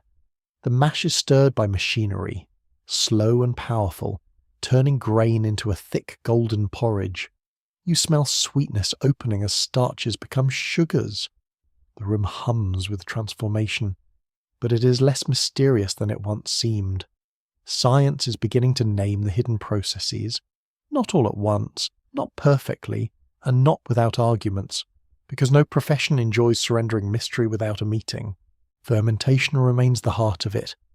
For centuries, brewers relied on practice and inherited knowledge, saving yeast from good batches, judging by foam, scent, temperature, and taste. In the 19th century, scientists begin to explain yeast as a living organism rather than a vague chemical force. Louis Pasteur's work on fermentation helps reshape understanding of microbes, spoilage, and brewing hygiene. Later, Emil Christian Hansen at the Carlsberg laboratory isolates pure yeast strains, giving brewers a new level of consistency. The invisible workforce in the vat is finally being introduced by name, which is polite after several thousand years of service. You lean over a fermentation vessel and listen. The beer whispers, pops, and murmurs, releasing gas in tiny bursts. The smell is fruity, bready, cool, and faintly sharp. Foam gathers in ridges across the surface. Lager yeast works best at cooler temperatures than many ale yeasts, slower and calmer, producing a cleaner taste when managed well. It settles low, doing its quiet labour near the bottom. There is something wonderfully sleepy about it. This cold patience in wooden vats and stone cellars, a beer dreaming itself clear. In Bavaria, lagering traditions depend on caves, cellars, and ice harvested in winter. You walk into one of those cellars, and the air changes instantly. Coolness presses against your skin. The smell is mineral, damp, woody, and faintly sweet from beer resting in barrels. Ice blocks lie packed in straw. Water drips somewhere in the dark, slow and regular. Your fingers brush a barrel hoop and come away cold. The outside world may be warm, noisy, and bright, but down here the beer is held in a deliberate hush. The quirky tidbit hiding in this cool darkness is charmingly practical. Bavarian brewers often planted chestnut trees above beer cellars because their broad leaves gave shade while their shallow roots were less likely to damage the vaulted spaces below. Those shaded spots became beer gardens. So, in a very real sense, one of the world's coziest drinking traditions grew from refrigeration management. Humans wanted cold beer, planted trees, added benches, and accidentally created a place where everyone could sit outside and pretend they had planned the leisure all along. You emerge into such a garden on a late afternoon. Gravel crunches underfoot, leaves flicker overhead, green against the pale sky. Wooden tables stretch beneath the trees. Mugs clink. A child chases a hoop near the edge of the crowd. The air smells of roasted meat, bread, fresh leaves, spilled beer, and summer dust. A large mug of lager is placed before you, cool enough to mist slightly in the shade. It is amber or golden, with a smooth white foam. The first sip is clean, malty, gently bitter, and refreshing in a way that feels almost suspiciously easy to like. Cleanliness becomes a quiet revolution. Industrial brewing does not simply mean bigger vessels and louder machines, it also means better control. Brewers learn to reduce contamination, manage temperature, monitor sugar extraction, and select yeast more carefully. Scientific brewing schools and laboratories spread knowledge. Records become more precise. A batch is no longer only a personal achievement. It is part of a repeatable system. Customers begin to expect the beer they liked last month to taste much the same this month, which is reasonable, though very demanding of yeast. Railways expand the thirst. You stand on a platform as barrels are loaded into freight cars. Steam billows around iron wheels.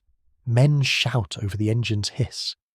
The smell of coal smoke mixes with oak, malt, oil, and rain on hot metal. Beer that once travelled slowly by cart or river can now move quickly between cities. Urban populations are growing. Workers need affordable drink. Middle-class consumers enjoy bright, consistent products.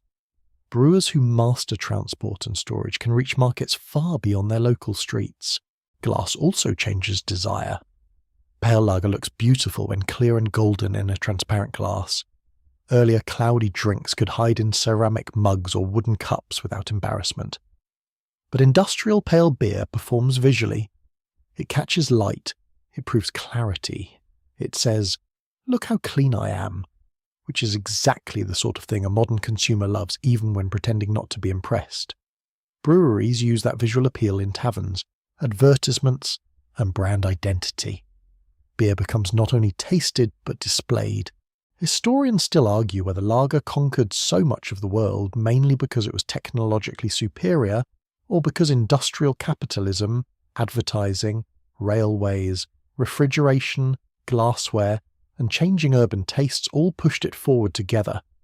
The answer is likely a crowded one. Pale lager was stable, approachable, attractive, and scalable. It suited the machinery and markets of its time, but success is never only flavour. It is distribution, price, prestige, habit, and the great human weakness for something cold on a warm day. You travel to Bohemia, where soft water, pale malt, and skilled brewing create a luminous beer that becomes famous. In the town of Plzeň, The golden lager that later inspires countless imitations appears bright, bitter, and clear. You walk through a brewery yard where the air smells of wet stone, malt, hops, and wood smoke. Copper kettles gleam. Cellars tunnel beneath the earth. The beer in your glass shines like late sunlight. Its bitterness is firm but graceful. Its body smooth. Its finish clean. It feels modern, yet rooted in older cold brewing traditions. The industrial age also produces darker lagers, amber lagers, bocks, Vienna styles, Märzen beers, and regional variations that carry local water, malt, and custom into new systems. Not every lager is pale, not every brewery becomes enormous. Smaller traditions continue beside expanding giants. Still, the direction of the century is clear: more control, more reach, more consistency, more machinery, more cold. Inside a large brewery at night, the machinery slows, the day's heat lingers in brick walls, gas lamps cast soft pools of light across pipes and polished metal. Workers rinse floors, stack tools, and close valves. The smell of wet grain fades into the deeper scent of yeast and cellars. You hear distant dripping, the settling creak of wood, and the faint hiss of steam escaping somewhere it has no business lingering. The building seems almost alive, not magical exactly, but breathing through pipes and vats. A brewer lifts a sample glass and holds it to the light. The beer is clear, gold, and quiet. He studies it with the seriousness of someone reading the weather. Its clarity speaks of malt quality, yeast behavior, temperature control, and time. Its flavor carries both nature and industry. Barley from fields, hops from farms, water from wells or rivers, yeast from careful propagation, cold from caves, ice houses, or machines, fire from coal, movement from rail, knowledge from laboratories, labour from many hands. You take the glass. It is cool and smooth against your fingers. Foam brushes your upper lip. The sip is crisp, rounded, and calm. Around you, the 19th century continues to clank and whistle, filling the world with engines, schedules, and new forms of exhaustion. Yet inside this glass, all that noise has been turned into balance, steam, science, and cold have not removed the ancient comfort of beer. They have given it new clothing, brighter colour, longer reach, and a quieter, cleaner voice.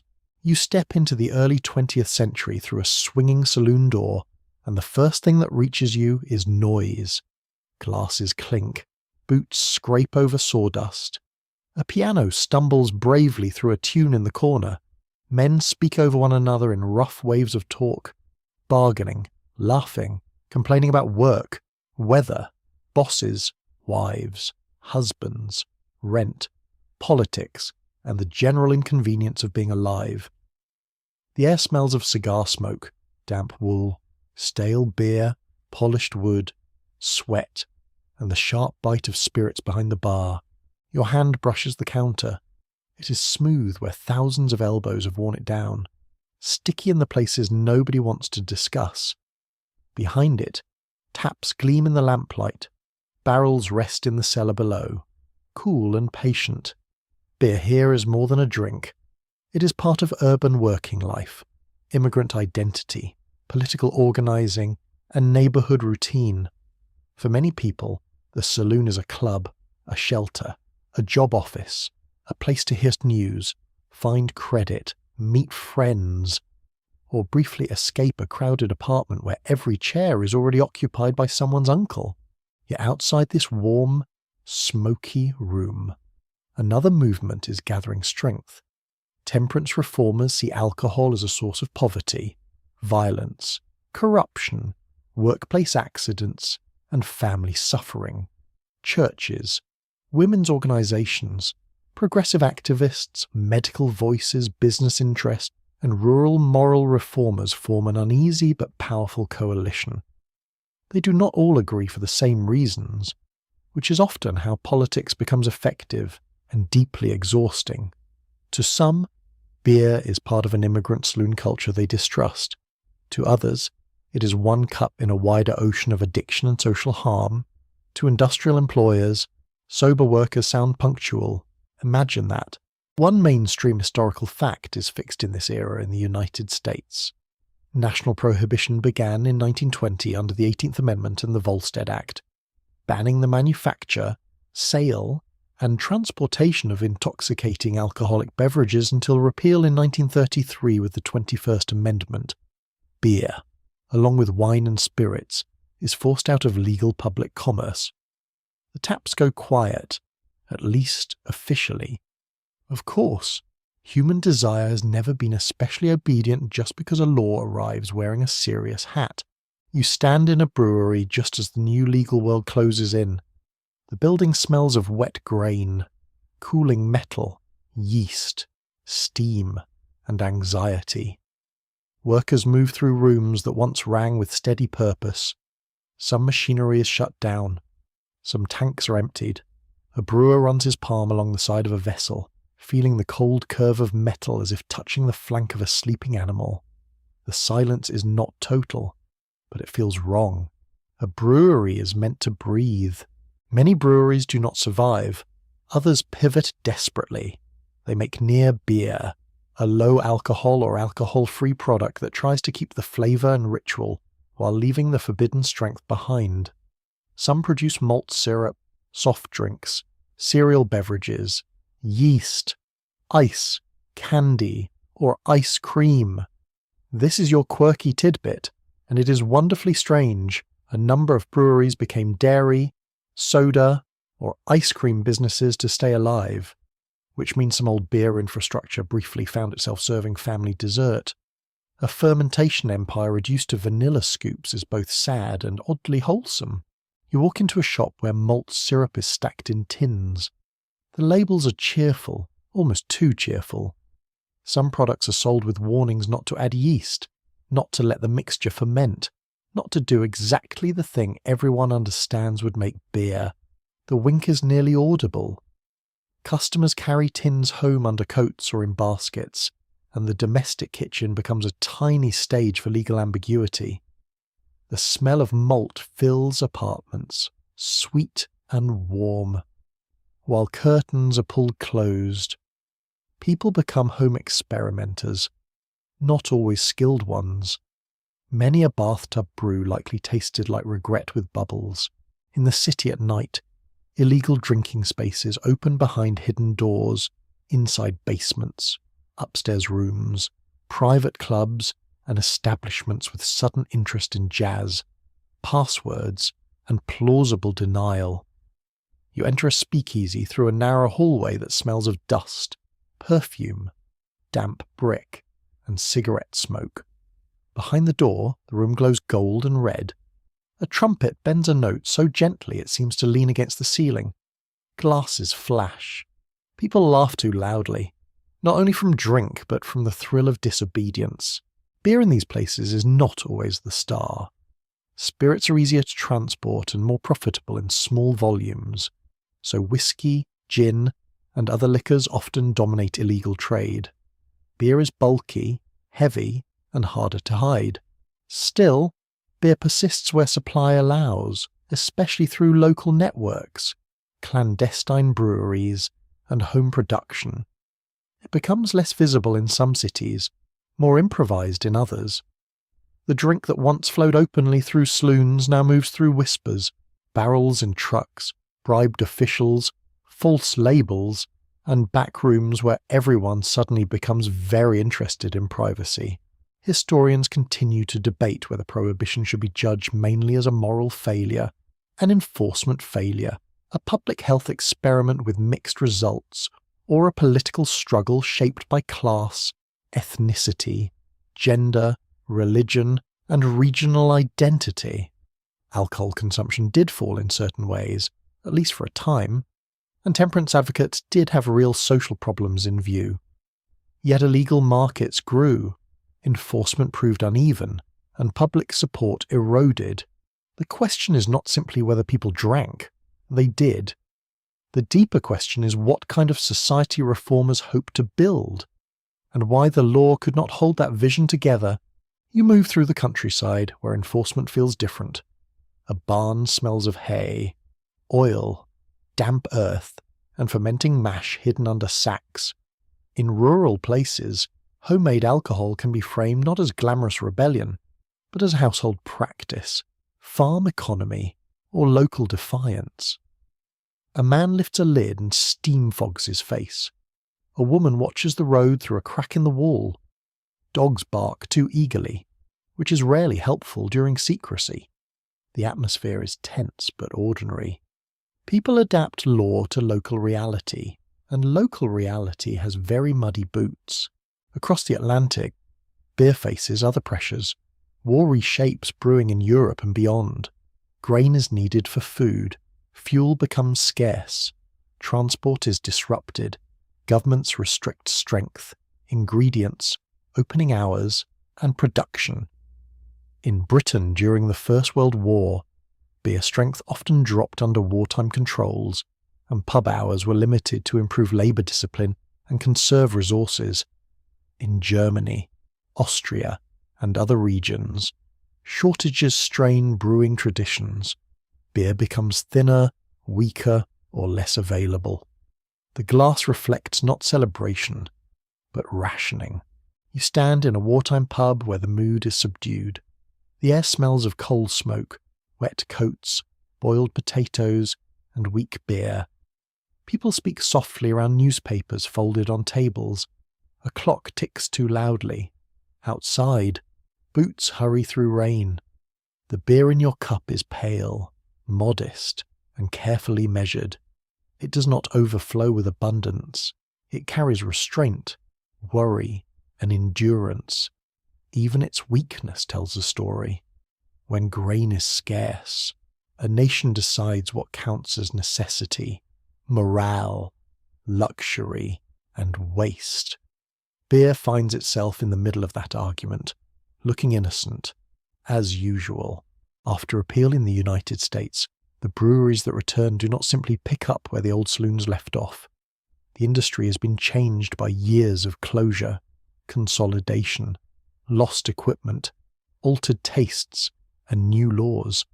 Many smaller breweries are gone forever. Larger firms have advantages: capital, distribution, advertising, refrigeration, packaging, and the ability to scale production quickly. Beer re-enters public life, but in a more corporate, controlled, and increasingly national form. You walk into a post-repeal brewery where bright metal tanks stand in orderly rows. The smell is cleaner now, more restrained malt, water, yeast, detergent, cold steel. Bottling lines rattle with hypnotic speed. Caps click into place. Labels flash past. Trucks wait outside. Painted with cheerful names and promises of refreshment. Radio jingles and later television ads help sell beer as modern, friendly, masculine, domestic, sporty, patriotic, or whatever mood the marketing department has recently discovered. Beer is not only brewed, it is branded with a smile. The giants grow larger through the mid-20th century. Light lagers dominate many markets, especially in the United States, where consistency, mild flavour, mass advertising, and nationwide distribution become powerful forces. Cans change the way beer travels and sits on shelves. Refrigerated trucks and supermarkets shift habits away from the neighbourhood bar toward home consumption. The beer itself becomes paler, lighter, and easier drinking. Critics later complain that variety is being flattened. The companies reply, in effect, yes, but look how much of it we sold. You hold a cold can in your hand. Its surface is smooth, bright, and beaded with condensation. It feels nothing like a wooden tankard, clay jar, or oak cask. It is industrial, portable, and strangely intimate, designed for a picnic, a sofa, a ball game, a garage, a fishing trip, a kitchen table. When you open it, the hiss is small but confident. The smell is grainy, faintly sweet, lightly bitter. The taste is clean, cold, and uncomplicated. This is not a failure of history. It is one historical answer to thirst make beer reliable, affordable, mild, and everywhere. Still, survival also happens at the edges. Some regional breweries keep older styles alive. Immigrant communities preserve taste for darker lagers, wheat beers, strong ales, and local specialties. In Britain, cask ale remains a living tradition despite pressure from large companies and kegged products. In Belgium, monastic and farmhouse traditions continue with stubborn grace. In Germany and the Czech lands, local brewing cultures maintain distinctive identities, even where consolidation is strong. Memory does not vanish. It waits in cellars, tap rooms, old recipes, and the preferences of drinkers who refuse to be fully standardized. By the late 20th century, a quiet dissatisfaction grows among some drinkers. They want flavour, variety, local identity, and the sense that beer can once again surprise them. Homebrewers experiment in kitchens and garages.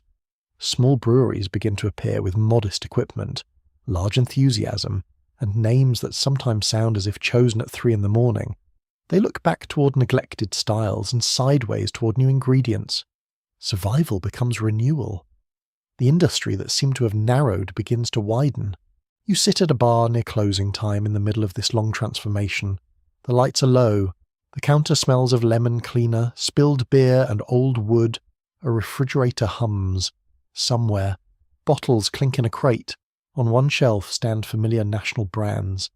On another, a few strange labels hint at restless change. The bartender wipes a glass with slow circles. Outside, the street is wet and quiet. The story held in that room is not simple. Reformers were not cartoon villains. Brewers were not always noble guardians of joy. Corporations made beer affordable and consistent, but often narrowed its range. Prohibition damaged communities and industries, yet also emerged from real fears about alcohol's harm. War weakened beer, advertising polished it, consolidation enlarged it, and stubborn drinkers kept asking for something more. You lift a glass and feel its cool weight. Beer's been banned, diluted, hidden, mass-produced, mocked, standardized, and rescued. It has survived moral crusades, police raids, shortages, mergers, jingles, and the suspicious blandness of certain mid-century parties. In the quiet foam at the rim, you can sense an old resilience. Beer changes shape when pressured. It slips into soda factories, cellar clubs, ration books, steel tanks, cans, pubs, and homebrew buckets. It does not always triumph loudly. Sometimes it simply waits until someone is thirsty enough to bring it back. You sit at a modern bar where the light is low, the wood is polished smooth by elbows, and the air carries a layered scent of citrusy hops, toasted malt, coffee, oak, yeast, and rain drifting in each time the door opens. Glasses line the shelves behind the counter, each shape waiting for a different kind of beer, because apparently one glass can no longer be trusted to handle all human possibility. The room murmurs softly with conversation. Somewhere, a tap handle clicks forward, and beer falls into a glass with a gentle rush, blooming into foam. This is beer in its age of memory and invention. It has become global, local, nostalgic, scientific, playful, serious, expensive, cheap, sacred to some, casual to others, and occasionally described with tasting notes so poetic that the beer itself may feel a little embarrassed. You're not in a palace or a factory or a smoky tavern. You're in a place where ancient ingredients meet stainless steel, digital thermometers, wild fermentation rooms, barrel cellars, label art, neighbourhood loyalty, and the simple pleasure of asking, "What's good today?" One mainstream historical fact sits clearly in the glass. The late 20th century saw a major revival of small-scale brewing in several countries, especially through home brewing, independent breweries, and renewed interest in older beer styles. In the United States, changes to homebrewing law in the late 1970s helped encourage experimentation. In Britain, campaigns for traditional cask ale helped preserve and promote living beer culture. Across Europe, older regional styles gained fresh attention. The great narrowing of beer taste did not last forever. Drinkers began reaching for variety again. You watch the bartender pour a pale, hazy beer into a stemmed glass.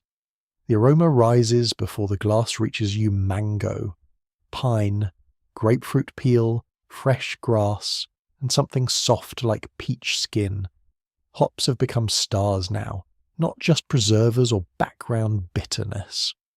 Modern brewers study varieties from the Pacific Northwest, New Zealand, Germany, England, Australia, and many other growing regions. They speak of oils, timing, dry hopping, whirlpool additions, and biotransformation with the focus of monks and the vocabulary of gardeners who got into chemistry. The first sip is bright and soft, full of fruit-like aroma though no fruit has touched it. It feels creamy on the tongue, then fades into mild bitterness. Around you, people speak in quiet comparisons: too sweet, nicely dry, smells like pineapple, tastes like pine needles. Dangerous at this strength. Beer conversation has become a kind of social ritual, part tasting, part storytelling, part very gentle disagreement. Nobody at the table fully agrees, which is healthy. If everyone agreed about beer, civilization would have lost an important source of harmless debate. Craft brewing does not only mean hops.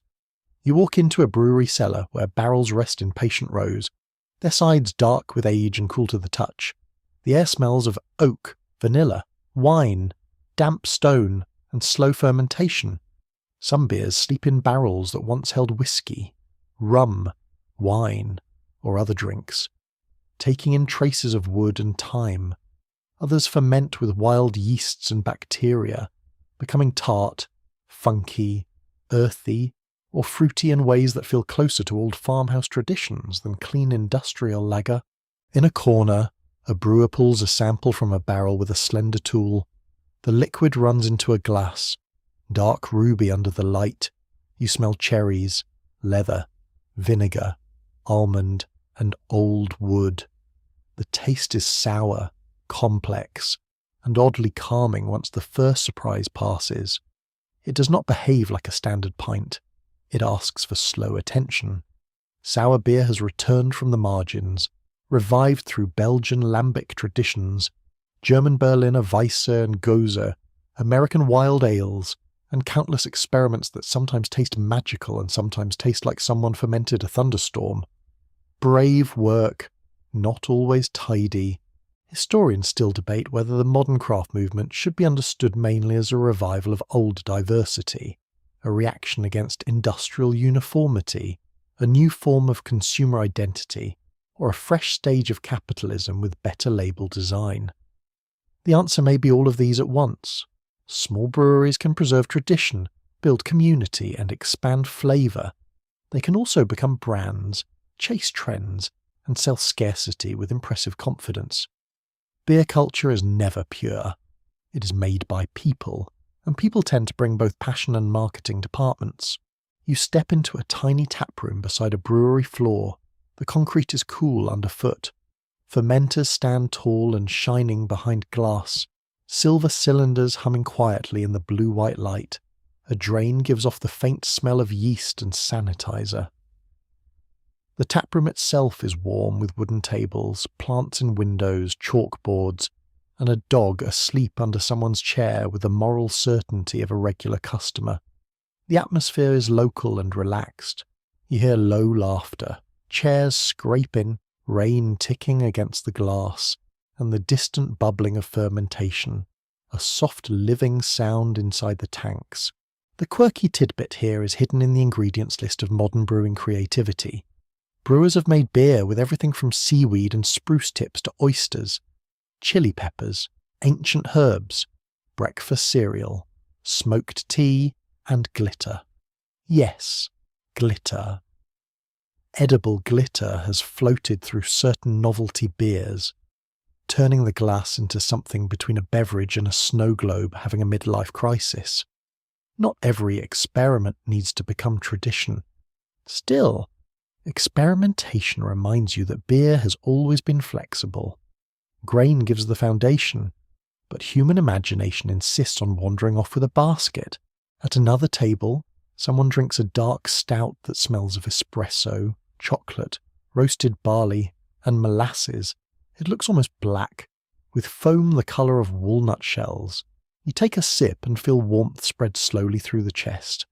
Modern stout can be dry, sweet, imperial, barrel-aged, creamy, smoky, or dessert-like. Some versions taste like coffee and bitter chocolate. Others taste like someone tried to bake an entire cake inside a fermentation tank and somehow got away with it. The line between brilliance and nonsense can be very thin, but at least it is flavourful.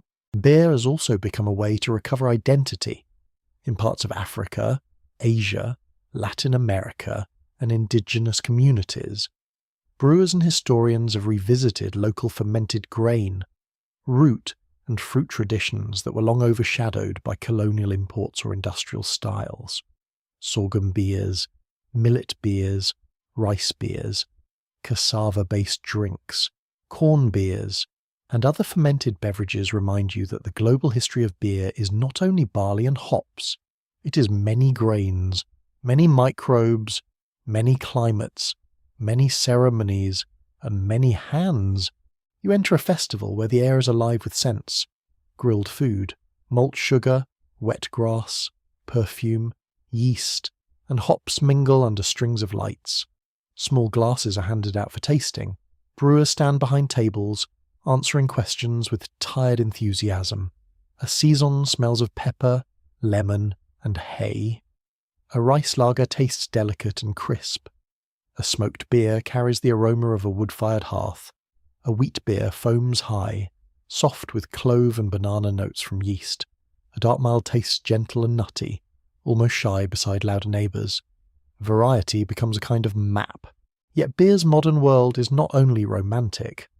Independent breweries face high costs, difficult distribution, changing tastes, rent, debt, competition, and the fickleness of drinkers who adored hazy ale yesterday and now demand crisp lager, barrel-aged stout, low-alcohol sours, or something that tastes like a tropical vacation without actually requiring fruit. Large companies buy successful small breweries. Some drinkers feel betrayed. Others shrug and order another pint. Authenticity becomes a word people use when they want beer to mean more than beer. You hold a small glass of low-alcohol beer, surprisingly aromatic and clean. Modern brewing has also improved alcohol-free and low-alcohol styles, making them more flavourful than many older versions. Health trends, social changes, driving laws, religious choices, pregnancy, moderation, and simple personal preference all shape demand. Beer no longer has to be strong to matter. The ritual of the glass, the flavour of grain and hops, and the companionship around a table can remain even when intoxication steps aside. This is a quiet but meaningful change, and one that gives beer a wider welcome. Sustainability enters the brew house as well.